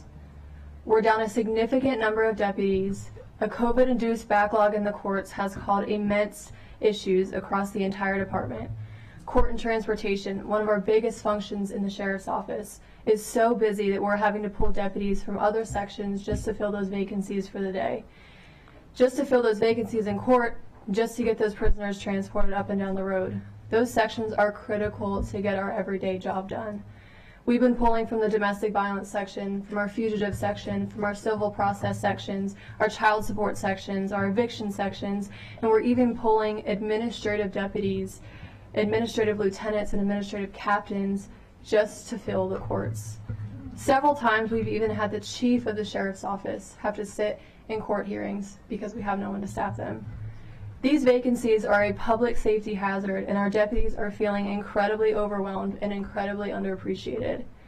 Fatigue, burnout, and low morale can cause mistakes and extreme safety risks. They've certainly been leading to retention issues like deputies assigned to specialized sections having to staff court all day, higher ranking administration in court, and losing the ability to run their sections solely due to just staffing a courtroom. We've also lost plenty of deputies due to retirement, and we're having issues recruiting new staff because law enforcement in general has become less of an attractive option for people who genuinely want to protect and serve their community. By fully funding this contract and by passing the county executive's requested tax increase can help us address these issues and serve our county in the best way that we can. Thank you. Thank you, Ms. Seeger. Mr. Bishop. Good evening, President Glass and the Montgomery County Council members. My name is Greg Bishop, and I'm the Building Service Manager at Bethesda Chevy Chase High School. In my many years of service keeping our schools safe, clean, and operating comfortably, I've seen the ups and downs of public budgets and how they affect our schools, our jobs, and our children.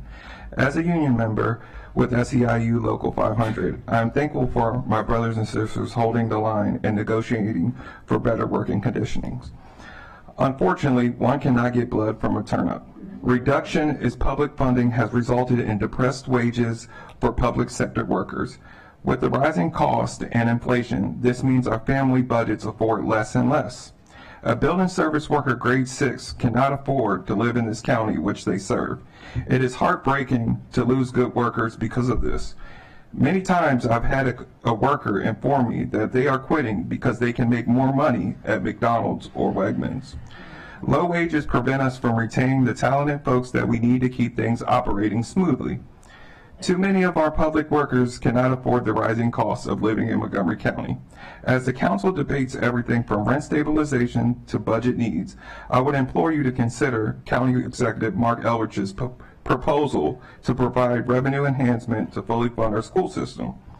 A slight increase in property taxes for some will mean the ability to stay in a home for many others. Our children in our school system and its workers cannot be asked to bear the hardships of the county budget's constraints again. Too many of our families are already sacrificing so much. This is your opportunity to make it stop, to provide relief. I ask you for all public services in this county to be fully funded and for your support increasing revenues to support our public schools. We urge you to pass the necessary property tax measures to ensure the full funding of Montgomery County Public Schools. Thank you. Thank you, Mr. Bishop. Thank you. Next, Ms. Wee. My name is Kathleen Wee. I work for Montgomery County Public Libraries at the White Oak branch. I have a master's in library science, and I've been with the county for 23 years. For those of you doing the math, I started when I was 12. Even before the pandemic, the library served as a crucial first point of contact for county residents. We're one of the first places people will go with vastly different asks from us. They don't just check out books. They need help with everything. And as you know, Montgomery County is a very expensive place to live in. In order to retain and attract the best librarians, we need to remain competitive with private sector job market and other nearby counties. The stress of being a public librarian impacts our ability to keep and retain and attract quality staff. Librarians have so much on their plate. The majority of our time, we are on the information desk, where I can assure you that information divide is real. I have many, many customers who have no ability to use a computer. They must scan things. They must apply for jobs. They must even print out a W-2. They need help with all of that. And that's the majority of our time. In the meantime, we have to provide customers with programming, unique, original programming, all ages, children, teens, adults, older adults. And at the same time, we need to make sure our buildings are safe. Many of us don't have any security. So we need to make sure the buildings are safe for both employees and our customers. At the larger branches, this can be time-consuming and stressful. Librarians develop reading lists. They support book clubs. I send books to people who are at home and can't come to the library. All of this, many of us do, like me, bilingually. Finally, we are also now open on Sundays for 8 hours, which is double our pre-pandemic Sunday hours. Despite those increased hours, we have not added more staff. So essentially, we are doing more with less. The county library system is an extension of the public education system in this county. Unfortunately, because our programs are viewed as non-essential, we've been the first county department on the chopping block when it has been determined that cuts are needed. Since even before COVID, there's been a pattern of disinvestment in our library system. I remember at the height of the pandemic, one council member telling the director, "Why don't you just open the doors with volunteers?" That's how little respect he had for our profession. Like most library systems, Montgomery County's libraries play an outsized role in early childhood literacy and do so much to support family and child development. COVID, as you know, had an impact on educational readiness of the children in our community. It has affected mental health of much of our population. We need to rebuild our capacity to support our families as we climb our way out of this pandemic and its effects. We need to expand access to our programs, retain highly qualified staff, and all of this, any improvements we can make in our county revenue can fund this, fund our programs, support the educational goals in this county. It should get our full support. And the next time you guys want a photo op, which I know you all do at story time, at least you can go in and say, I supported this program. Thank you, Ms. Reed.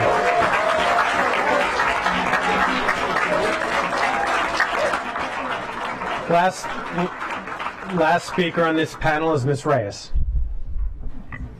Thank you. Good evening, Mr. President Evan Glass and distinguished council member. My name is Monica Reyes. I'm a community activist. I'm asking you for funds for the school for extra programmatic activities as dancing, acting, and any other artistic expression. Due to the fentanyl crisis, our children are dying in our school, which is terrible and really pain me, and I'm really sad because some of my friends are dying. Due to the this activity can keep the children busy with a purpose. Please let's help our children. We must protect them. A child with a purpose is a successful adult. We also demand that you approve the school budget, not only approve but increase it, because if you increase the budget, a lot of children will have these activities and a lot of children benefit from this. And asking you, please protect our children, please approve the school budget. It's important for the community, it's important for the society, and it's important for the nation overall. So thank you, I'm begging you to do that, and that will be the best choice that you have ever done as a council members. Thank you, Ms. Reyes. Thank you all for your testimony this evening.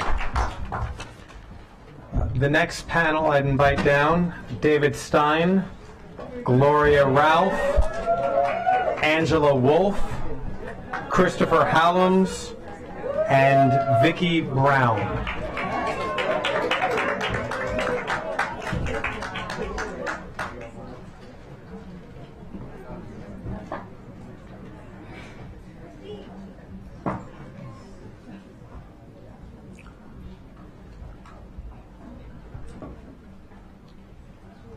Okay, Mr. Stein.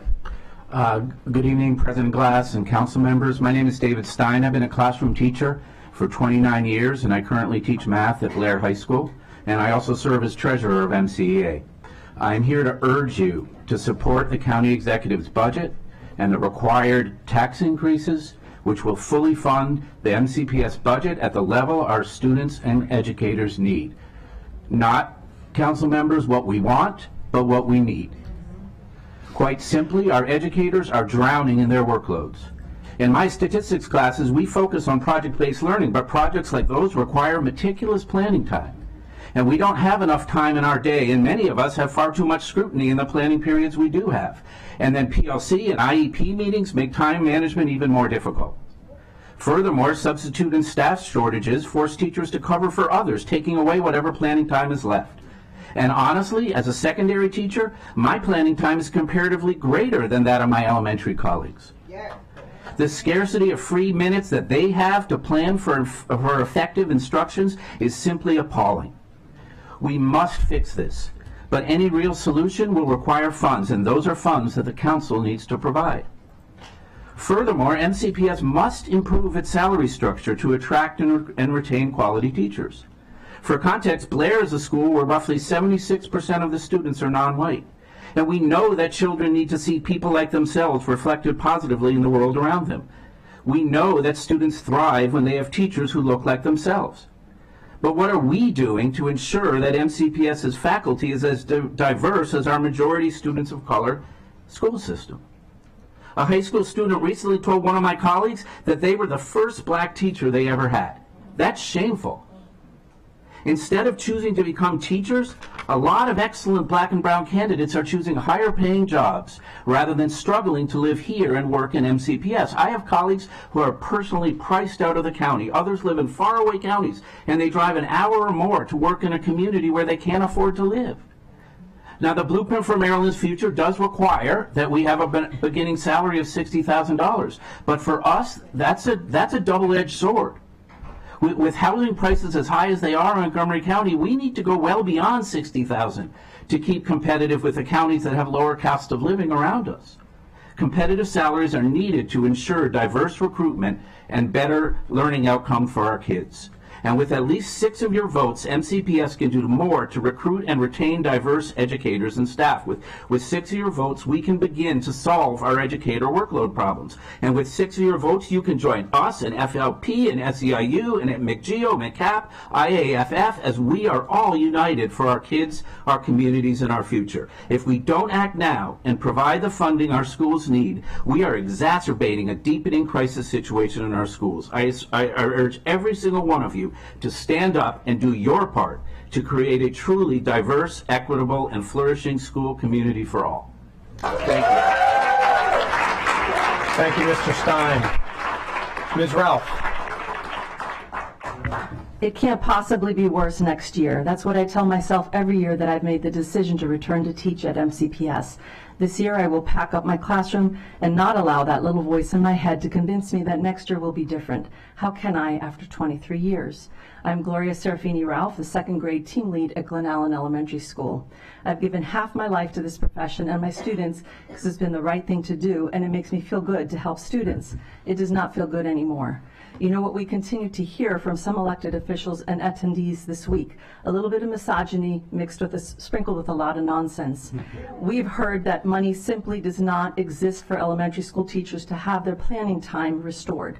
This argument is disgusting because it means you're all okay with the free labor that me and other elementary school teachers have no choice but to provide because it's the only way to teach our communities. This argument, the there's no money argument used to reject us asking for what we need, is in direct conflict with Council Member Penny Gonzalez said when she met with our members seeking our endorsement. She said that she had spent her career ensuring that the council would give MCPS the resources they need. The we have to be fiscally responsible argument used by Council Member Friedson when County Executive Elrich's revenue enhancement measure was first introduced also runs counter to his answer in our questionnaire when he highlighted, in recognizing the extreme difficulty that our educators are facing, I also voted with all of my colleagues to approve bargain retention bonuses to provide $1,100 for educators. It does not feel good anymore. How can it when the council continues to spend money on new initiatives and yet somehow are audacious enough to say they cannot pay teachers, firefighters, law enforcement, school support personnel, and government workers? You know what new initiatives always require? People to implement them, both recruited and retained. You know what some on the council won't give us? The money needed to do both of those things for our community. Many years ago, before teachers began using Google Docs, we would simply plan the next week's lessons during common planning time. Then administrators began requiring planning shells, and now teachers must come prepared to meetings with these shells filled out. So we must meet during our lunch and personal planning time to pre-plan for the planning meeting. For my team, that represents 7 hours of unpaid time per week during lunch and sacrificing personal planning time. It does not feel good anymore. So after 23 years, I am retiring. I would have worked another year or two, but each year is worse than before. Sadly, every teacher friend who learns that I'm retiring says how lucky I am. I have a brother, Ruben, and 2 nieces that still teach in the county, yet I steer people away from the profession for all the reasons stated above. Montgomery County Council, you must make it feel good to be a teacher again. a cop, a firefighter, school support worker, county worker, and administrator. Otherwise, more will leave and fewer will join. Thank you for your time.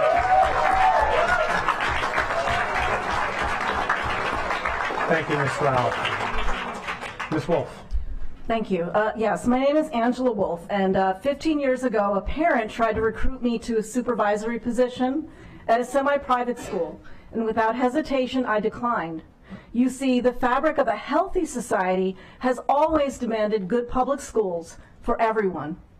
And after about 30 years teaching in multiple public schools, I have no regrets. But the fabric is weak, the stitches pulled taut to the point of breaking. But y'all have heard all of these heartbreaking stories. Students with serious mental health crises, and my daughter was one. Staff quitting mid-year, bus drivers having to double back for a second or third rounds, principals who check in with students and their families after hours. You know our stories. But most of you seem to be sitting on the proverbial fence. Let me tell you, we have in Montgomery County enough white picket fences for y'all to jump off of and ensure that we have the schools that your kids and our kids deserve. Here are some facts I think they're fairly correct. Montgomery County residents aged 25 to 44 have a median wage of about $130,000. How many of you do? Anybody? No? Okay. So residents between the ages of 45 and 64, that's me, have wages, a median wage of about $158,000. I know y'all do. How about up here? Anybody? No. Okay. So, but here's another fact. Montgomery County has 5 billionaires and 2,500 millionaires. I have no idea if any of them are teachers, but I could probably make an educated guess. Here's another fact. Montgomery County has 21 large real estate and/or construction companies. Are their interests really with preserving low real estate taxes for immigrants pursuing the American dream? Or the young couple buying their first house? I really wonder. Look, I'm not hedging my bets. I'm close to retirement. I don't have kids in the schools anymore. I'm in the struggle for our students, your children, and my colleagues. The relatively small increase in property tax is the correct move. Join me. Don't sit on the fence of neutrality. Don't serve the private interests of a few, which I think is what we're doing. As Desmond Tutu said, if you are neutral in the face of injustice, you side with the oppressor. And here's one more thought that's my own. Let's knock down these white picket fences in the name of anti-racist, equitable action. Fund our schools. We can do it. We do have the money.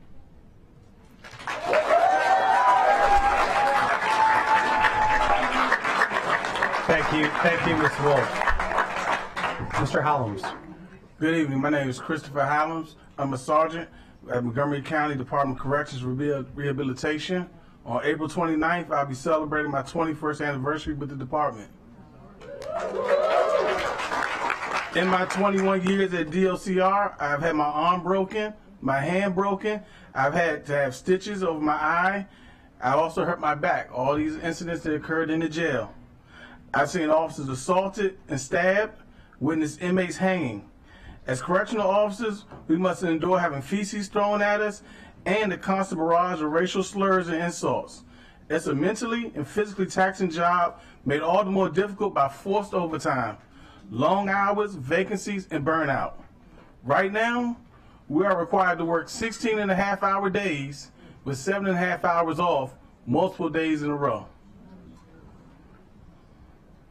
We barely have enough time to sleep a decent night, cook a meal, spend time with family, friends, or work out. There's no time to have a work-life balance. Some of my coworkers have gotten into car accidents on 270 between shifts because they're exhausted and lose focus while driving, endangering themselves and other commuters. A couple of officers have had heart attacks and died because their bodies just cannot stay healthy, keeping up this pace. One officer was laying on his floor. His family thought he was laying on the floor due to normal exhaustion. Sergeant Sanford was deceased. There are too many vacancies in our department, and we just can't keep up. Other employers in D.C. area provide better military credit to new hires, and retirement benefits are falling short in Montgomery County. The forced overtime pays well enough, but not if we are so exhausted that we're getting sick or even dying. On top of that, our families don't get our retirement if we die on the job. Recruiting and retaining officers is crucial to changing this dire situation. We need to make Montgomery County an employer that people want to work for again. We got to improve the funding and benefits so we can get back to that reputation. I urge you to pass the budget improvements and fully fund our contract. Thank you.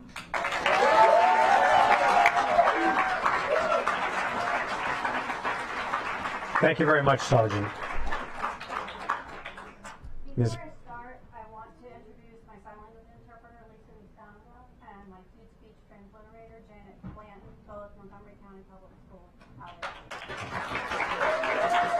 If you want to hit the button. Very good. Hello, my name is Vicki Brown. I'm here tonight on behalf of the sign language interpreters, cute speech transliterators, and our deaf and hard of hearing students. I gave testimony before the Board of Education on October 12th, 2022, and on March 28th, 2023, regarding our efforts to be compensated at fair labor market rates by Montgomery County Public Schools. There is a dire need for interpreters and transliterators in MCPS to fill the needs of our students. The inability to recruit and retain qualified interpreters is the direct result of the low rate of pay. I would like to spotlight the long-term dedicated interpreters that continue to work for MCPS at less than labor market rates. Their experience, institutional knowledge, and commitment to students is unmatched. There are gaps and sometimes full days of instruction that deaf and hard of hearing students are in classrooms without interpreters.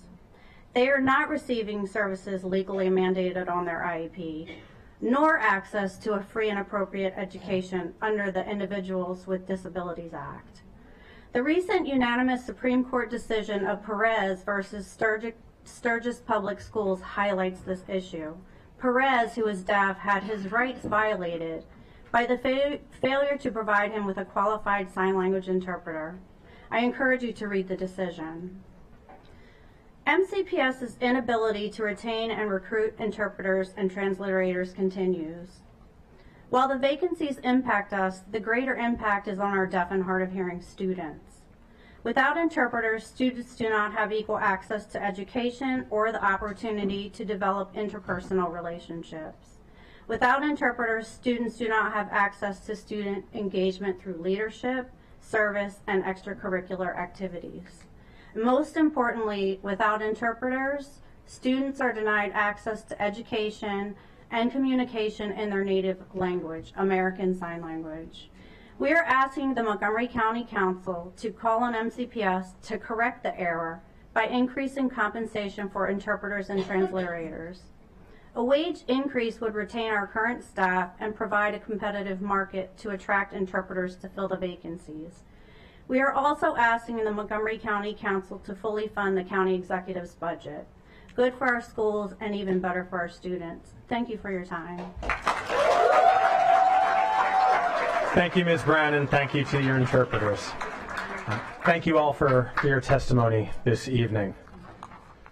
The next panel, if Betsy Perry, Kimberly Moore, Joshua Hayes, Mabel Lozano, Laisha Murray, and Chad Wilson, if they can all come down.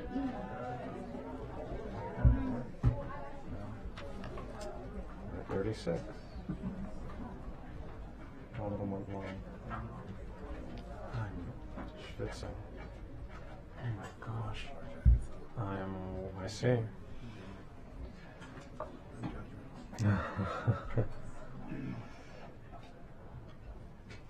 Okay. We'll begin with Ms. Perry. Can you hear me? We hear you well. Good evening, council members. My name is Betsy Perry, and I'm a 29-year veteran, I know it's hard to believe, teacher, National Board Certified Special Ed teacher at Harmony Hills Elementary School. It is a community school that is a part of MCPS award-winning community schools. I'm a proud resident of Montgomery County and a parent of children who graduated from MCPS schools. I am a homeschool model teacher and have a caseload approaching 20 students in 4th and 5th grade. I work with mostly small intervention groups for reading and math most of the day. I collaboratively plan for instruction with the 2 teams for literacy and math. I also support students in crisis as a member of the crisis intervention team, which is deployed multiple times a day now due to a significant rise in challenging behaviors from students. I also perform AM car rider duty and PM walker duty every day. I support students who need social, emotional support, who are struggling with anxiety and are having some difficulty with problem solving.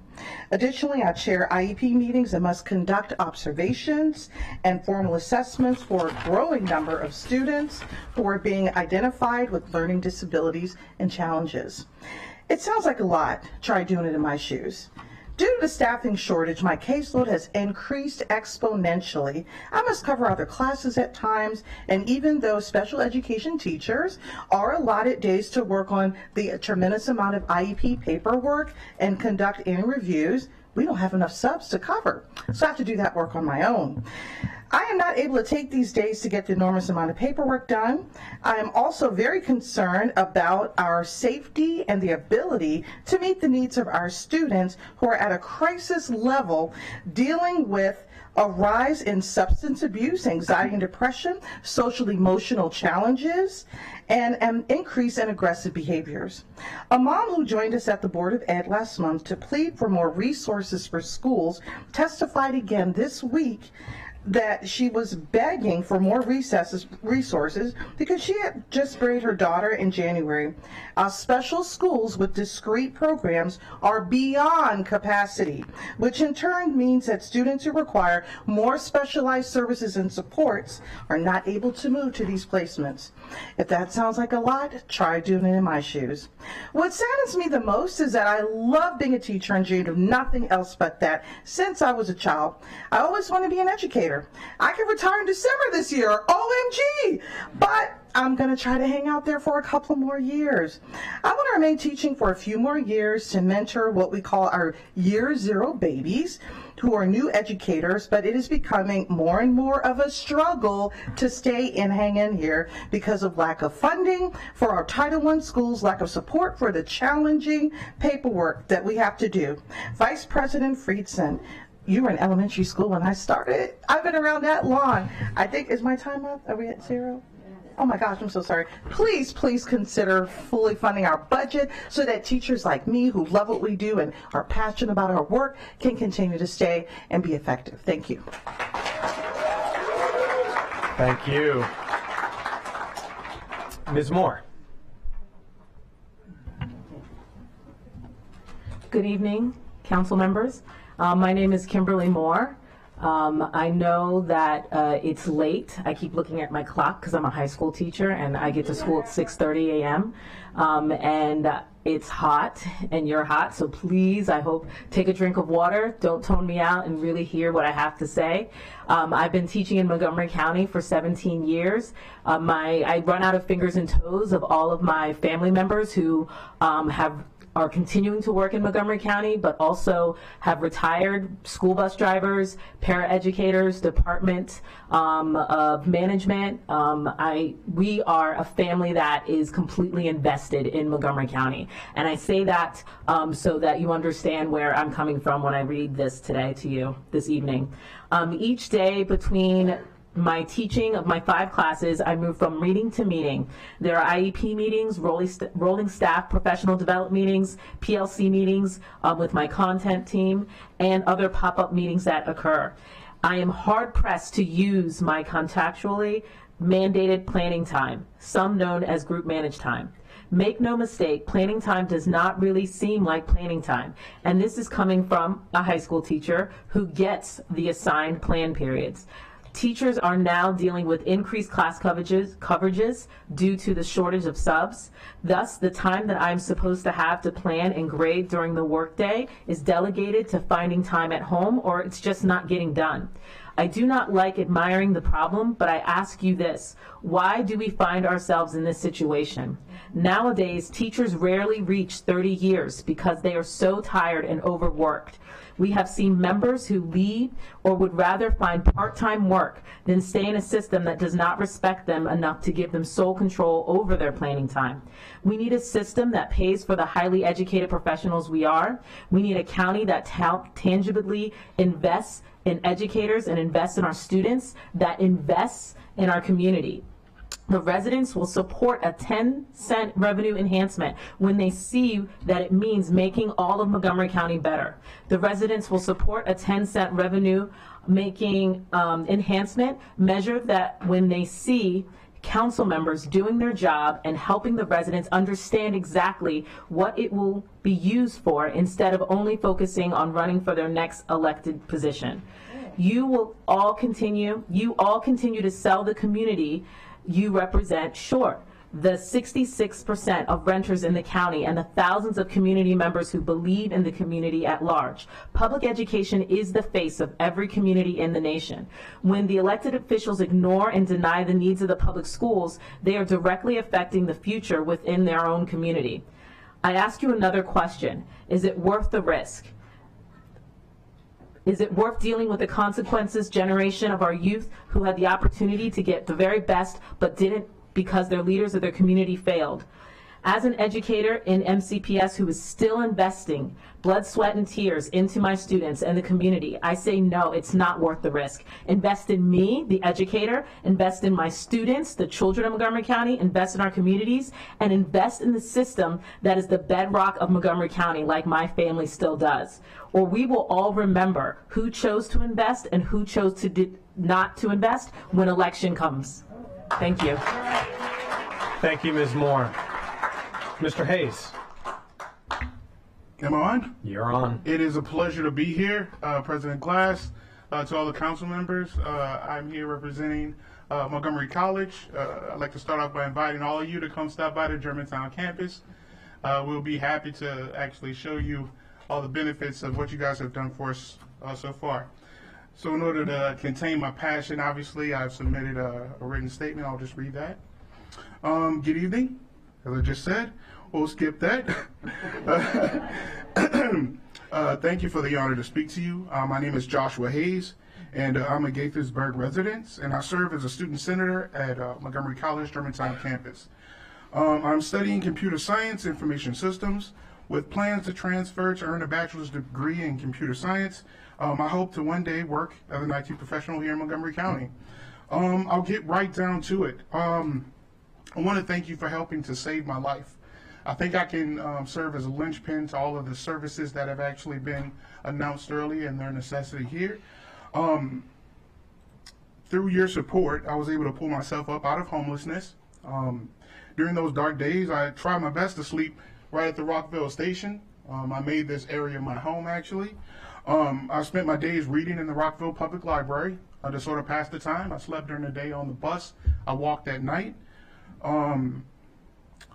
The library staff there, like the lady mentioned earlier, introduced me to the crisis center, which was highly understaffed, as the lady mentioned earlier. They introduced me to Man of Food. Man of Food actually introduced me to Nourish Now in the wider circle, and through that actual circle of network was all public funded, but was my obligation to sort of find those and seek those out. So they're definitely important to me personally. The Crisis Center actually led me to WorkSource Montgomery, which introduced me to Montgomery College, where I am currently. With access to affordable tuition and quality classrooms and labs, I can pursue my education needs.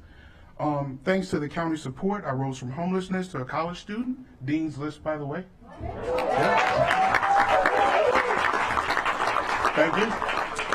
I'm now on a career path to thrive, and I'm on track to graduate in May 2024. Fingers crossed. All right. I'd like to ask your continued support for Montgomery College.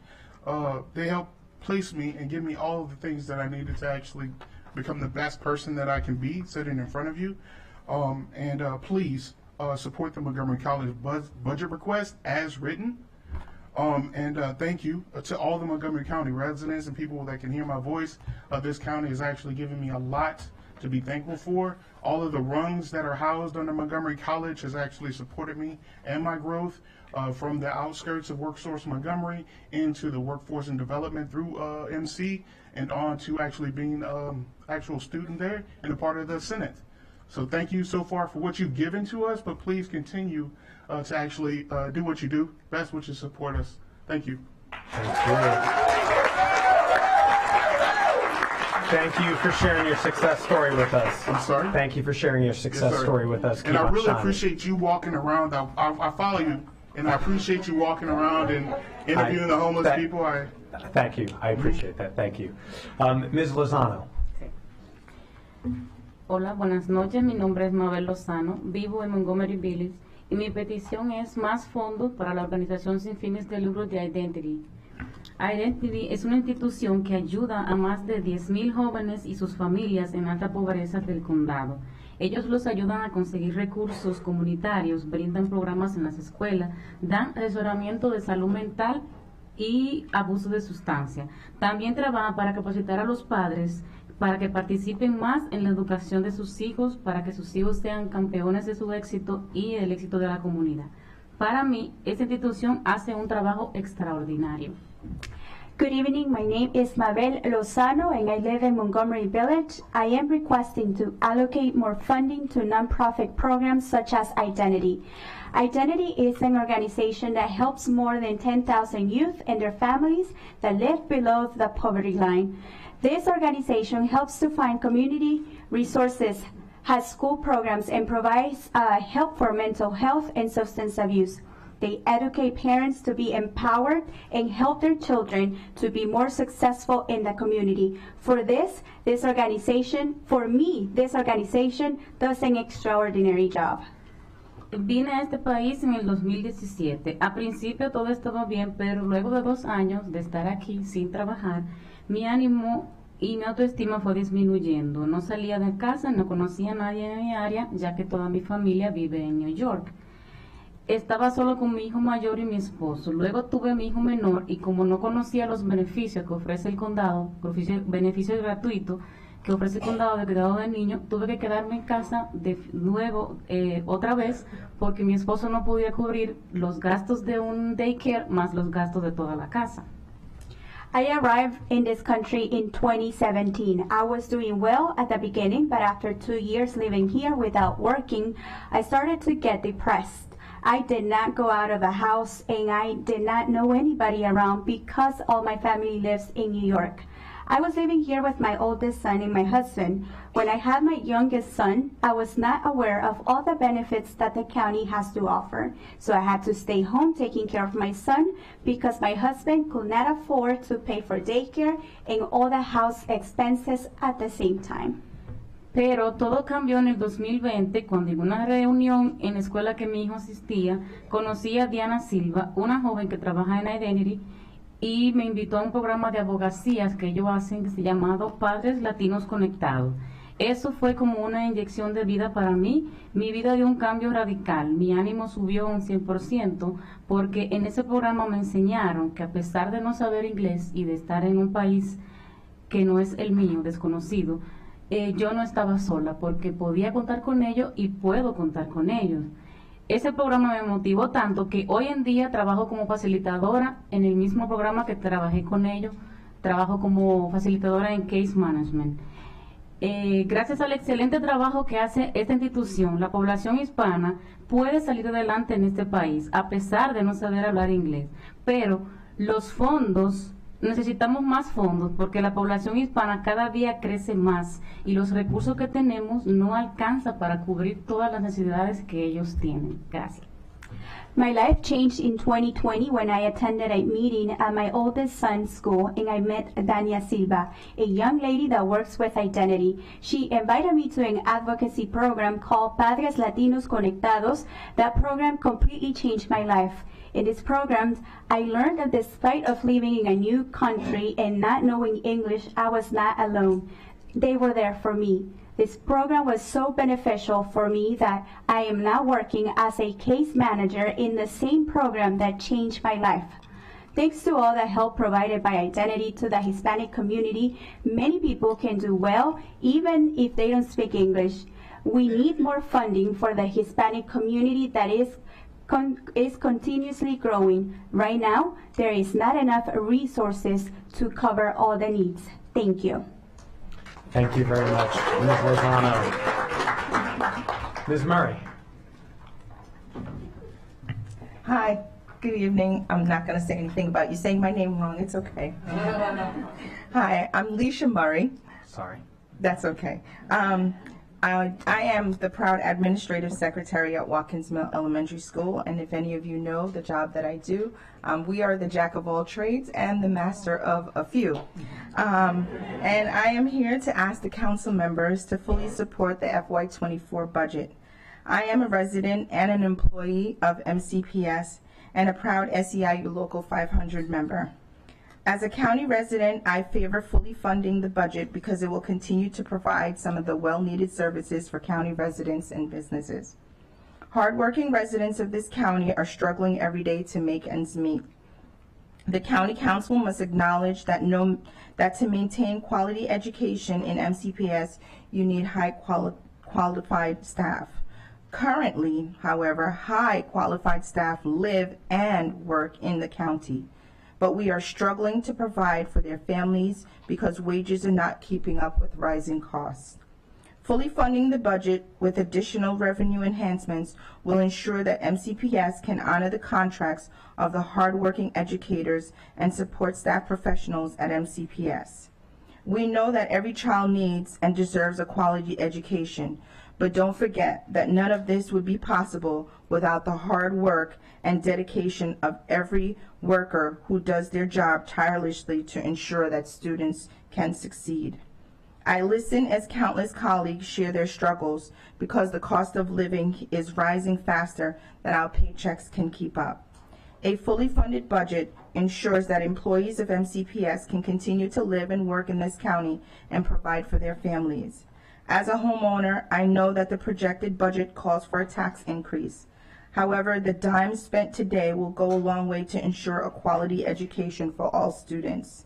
Attracting the best and the brightest talent among our county workforce will require revenue and Welia Torres, Samantha Ross, Teresa Cleary, and Joe Frisch.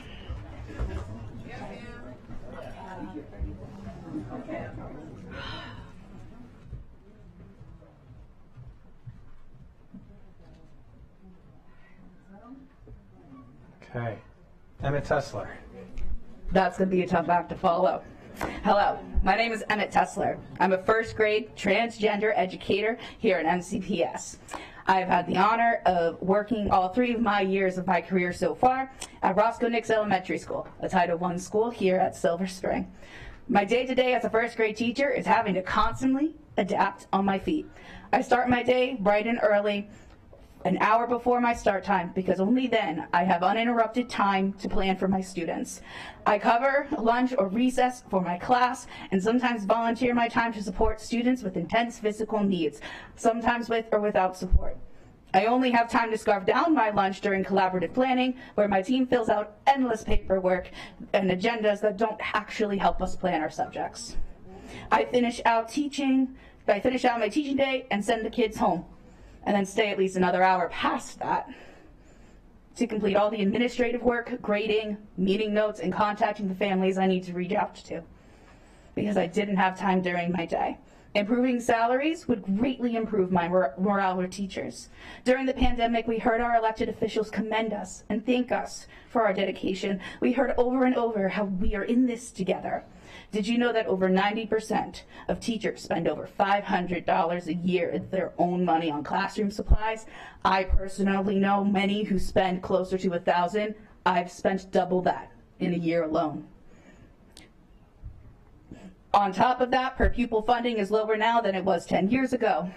Passing this budget would also help fix the staffing shortage. It would give me and myself and my peers more time to get our jobs done and do less coverage. It would mean I get more sleep and can spend more time with my family and my loved ones.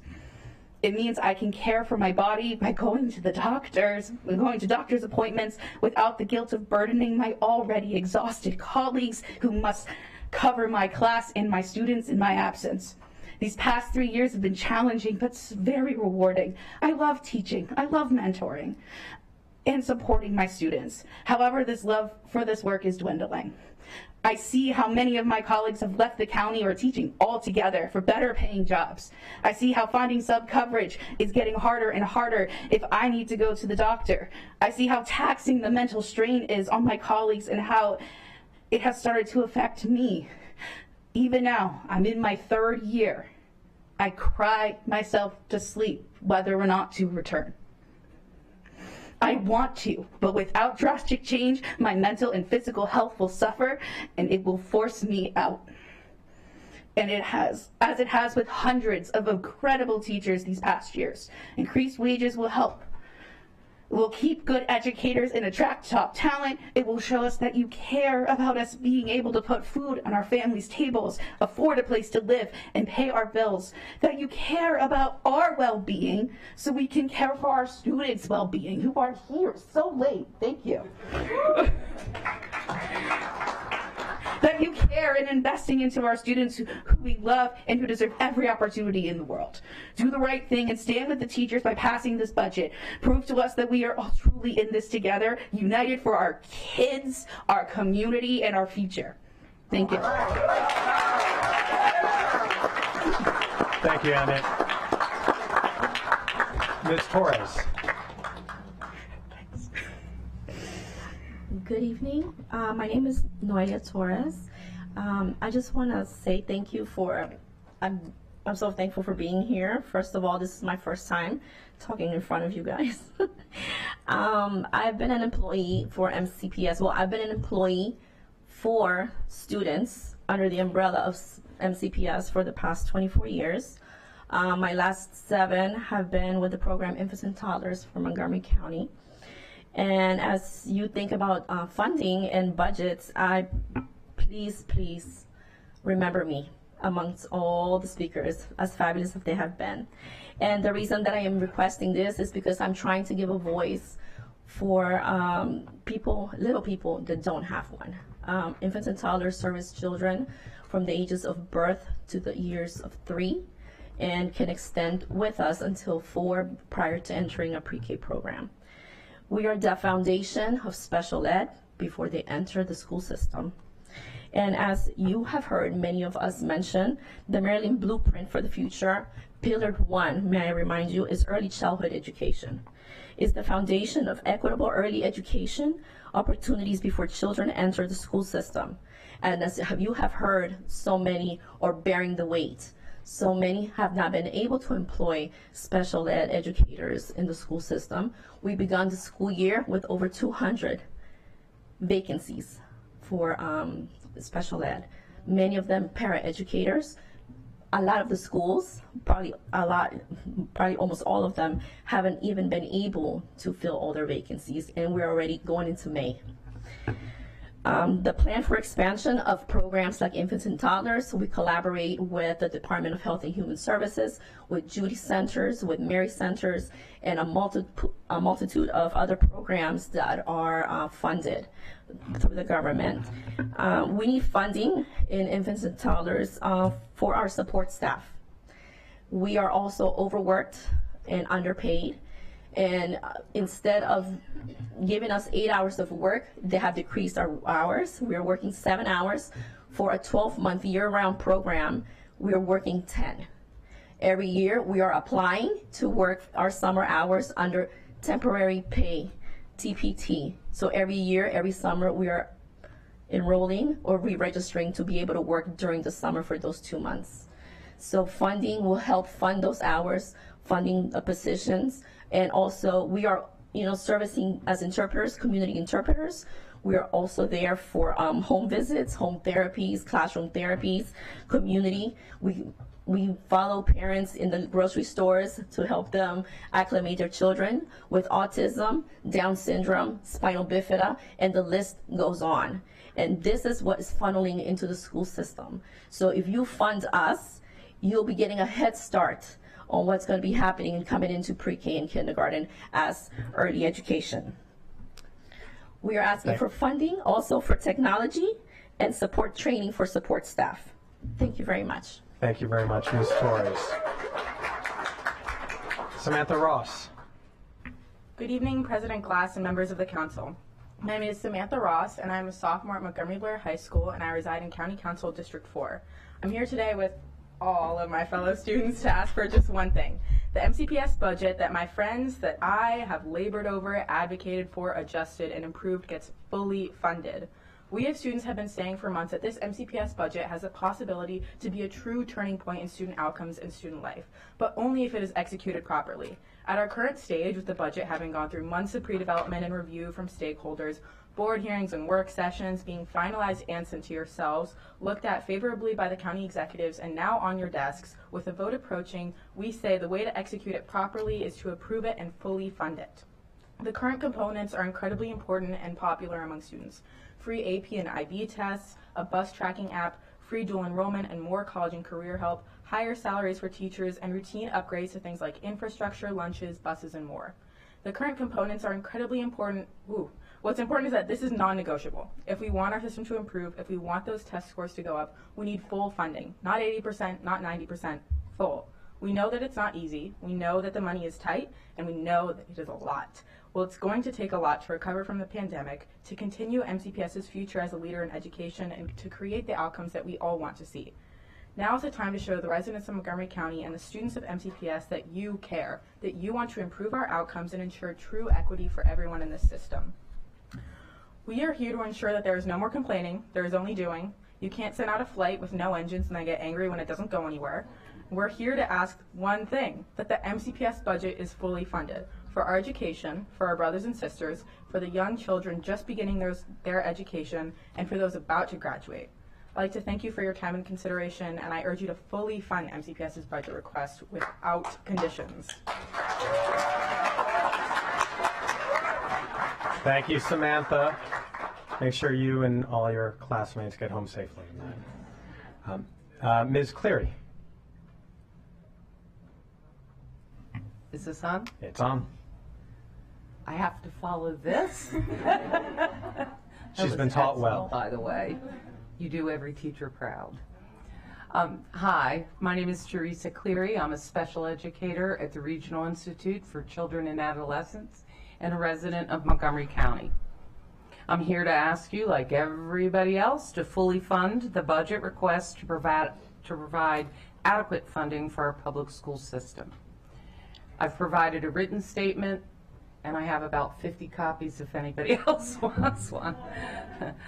Copy error. We are living in a mental health crisis in this country. That is just not even up for debate. It's on the front page every day. But there's a special education crisis in Montgomery County, and it requires funding. At RICA, a lack of adequate staffing has resulted in us having to turn down student files for admission. The skeleton crew we operate cannot meet many of the intense behavioral needs issues some of the students exhibit. We have students that have experienced multiple suicide attempts, suicidal ideation, self-harm, physical and sexual abuse, and organic mental health issues such as schizophrenia, bipolar, explosive disorder, personality disorder. If not one of our special schools, these files will likely go to a very expensive outside placement. We need to be staffed based on the needs of students and not a generic state-county staffing number. Federal guidelines suggest that students that in special ed they suggest a ratio of 1 to 4. Special schools currently are staffed at 1 to 10, like every other special education program in the county. This has routinely put students at risk. Special schools are schools. They are not programs. The injuries that the police officer spoke about earlier, I could probably top that. What happens when these students become dysregulated is dangerous. So if we get a file that clearly this is going to need, the student's going to need a one-to-one, we don't have it. And next year we actually have a staffing cut. Special education teachers at special schools are required to work off the clock due to mandated legal documentation. There's also zero substitute coverage at schools. At my school, small staff, we've covered over 600 classes for our fellow teachers this year because there is nobody to come and help. It's impossible to complete the work required without the planning time. For many teachers, enough is enough. Related service providers will tell you it's just as bad for them. They are leaving in numbers that scare me for next year. Ms. Clary, are you finished? I can be finished. If you want to finish up, bring us home. I would just really ask your support. You have heard it all tonight. Nothing has been left out. But it's a crisis, and it needs to be fixed. Thank you, Ms. Clary.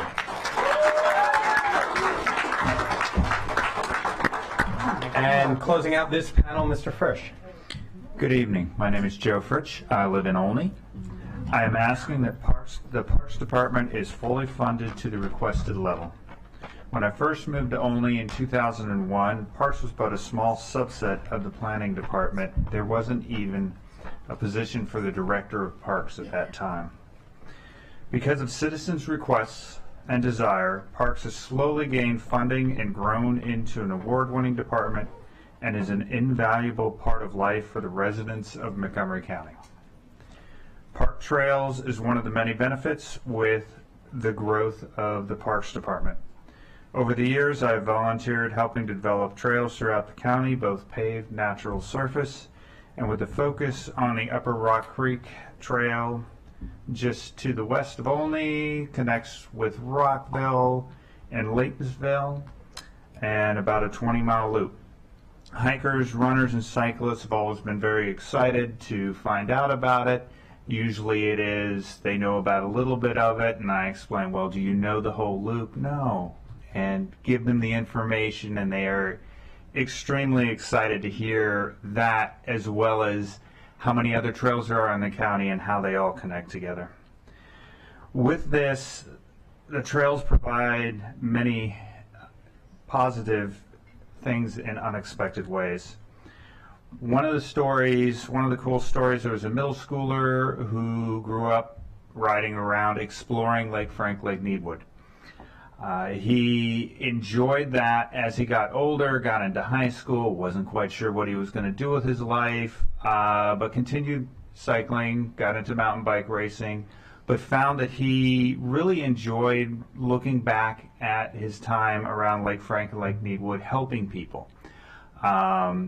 So he got involved in volunteering with the races, and along the way he got his wilderness EMT training, which he very much enjoyed, which led to a job in nursing.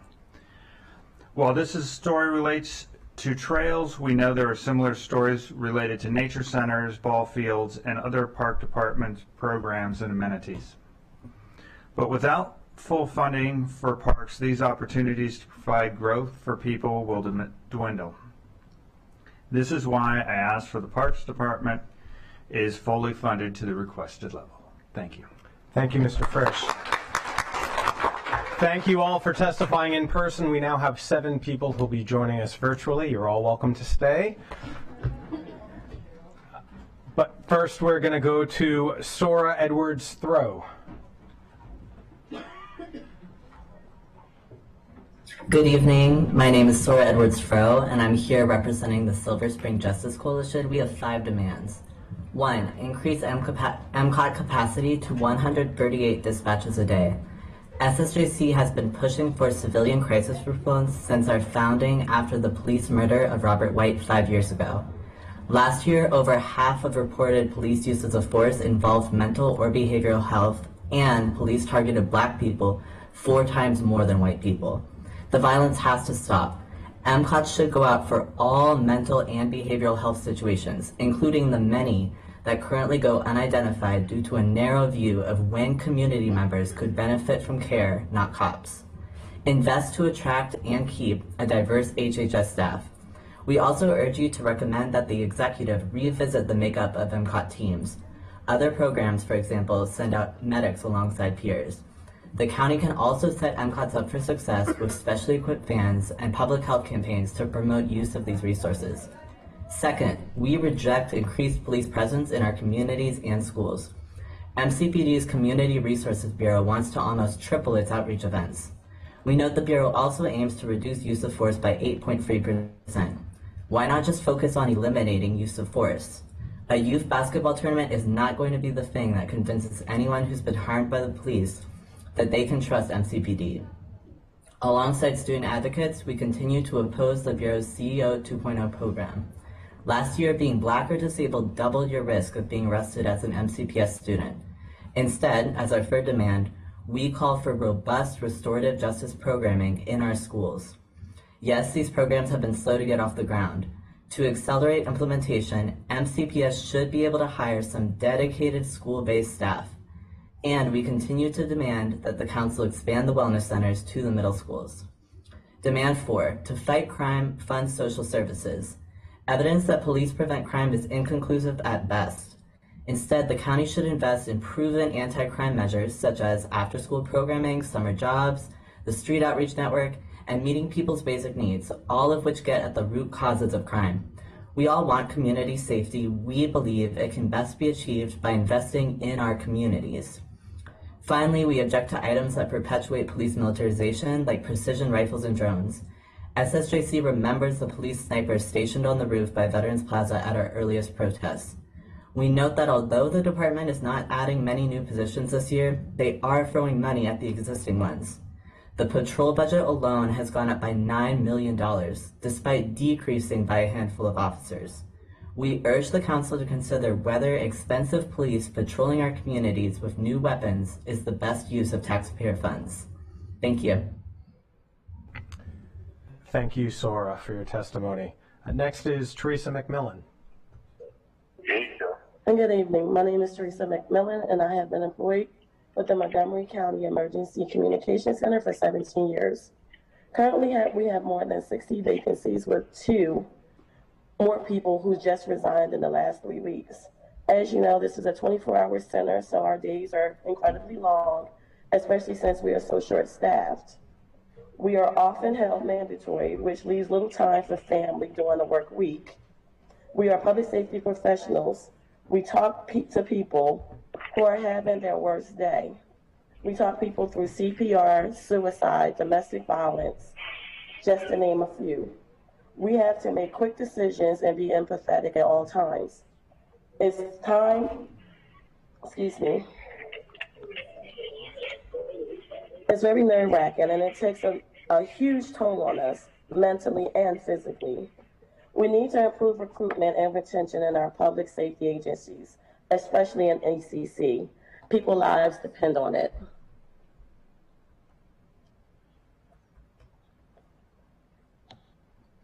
Ms. McMillan? So can you hear me? We can hear you. You just stopped for a few seconds.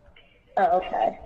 I was just wrapping it up and saying we did need to improve recruitment and retention in our public safety agencies, especially in ECC.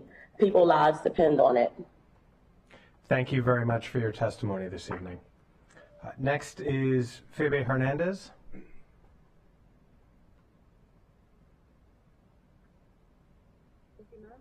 Mi nombre es Phoebe Hernández y vivo en el Distrito 4 del Condado. De antemano agradezco la oportunidad de estar aquí ante ustedes compartiendo las necesidades que yo veo en mi comunidad y espero las tomen en cuenta. Ante este proceso de presupuesto, 2 áreas a las que se les debe de dar prioridad son seguridad peatonal, servicios y programas de educación especial en las escuelas y también fuera de las escuelas. Good evening, council members. My name is Phoebe Hernandez and I live in District 4. First, I want to thank you for the opportunity to share what I think are the needs in the community, and I hope you take my testimony into account during the budget deliberations. There are two areas that should be a priority: pedestrian safety and programs and services for special education in and out of school system. En la intersección de la Pioneer Branch Road y la Garland Avenue necesitamos una luz peatonal. Veo a diario la necesidad que existe y lo importante para la seguridad peatonal que esta luz brindaría. Espero inviertan fondos para este tipo de intervenciones. In the intersection of Penny Branch Road and Garland Avenue, we need a light for pedestrians. I see the need to have a light in this specific spot. I hope you can allocate some of the funds to put in this light at this specific intersection. Mi segundo punto es la importancia de que se incremente el presupuesto para los niños con servicios especiales en las escuelas de middle school y programas fuera de las escuelas, ya que veo que no hay mucha y se necesita más apoyo para que estos sean proporcionados en otros idiomas. My second point refers to increasing the budget to offer more services for children with special needs. I would like those funds to be distributed for the middle schools and programs outside of the schools. I see that there is an increasing need and I would like for those services to be offered in different languages. Por experiencia, yo tengo un niño que es disléxico y para mí y para él es difícil y frustrante poder ayudarle. Como madre, quisiera poder acceder a estos servicios en español, porque estos recursos solamente están en su mayoría en inglés.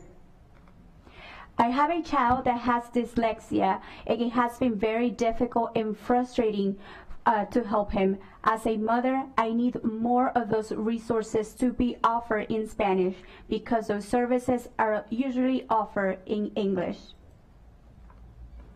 Así los niños se sentirían aceptados, apoyados y que ellos no se sientan solos.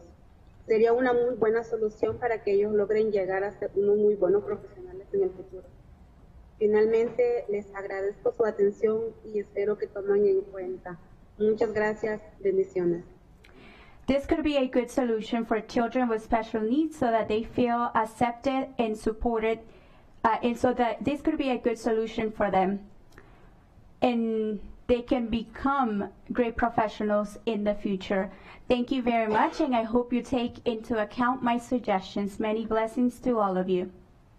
Thank you very much, Ms. Hernandez. We appreciate your testimony.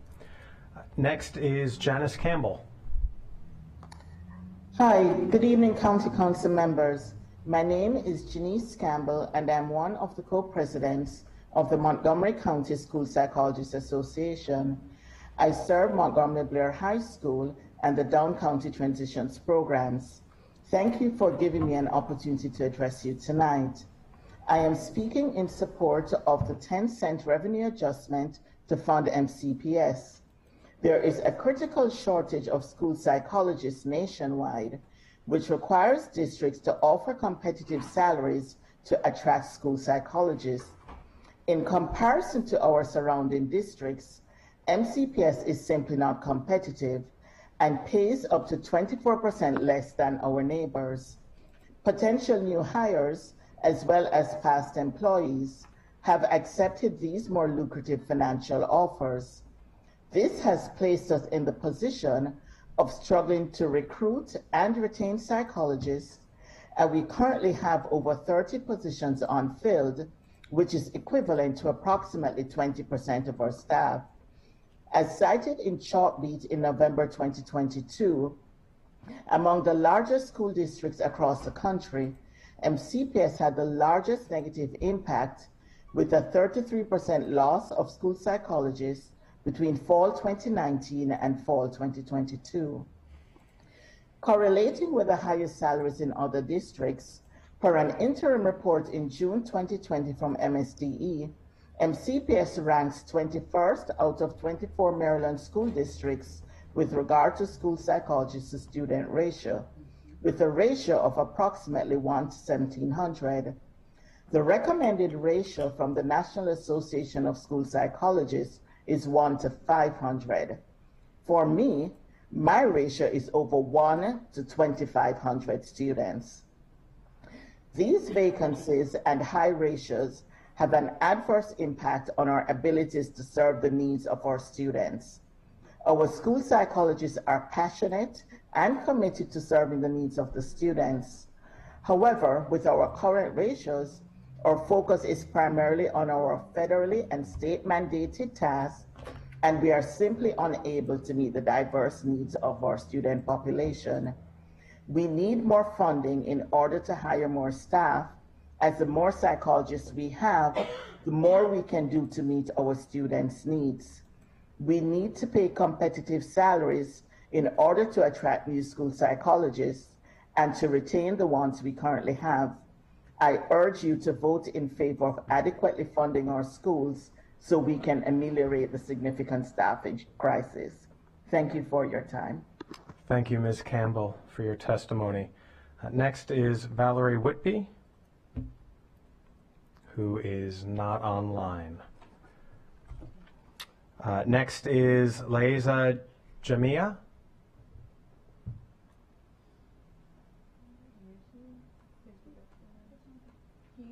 We cannot hear you.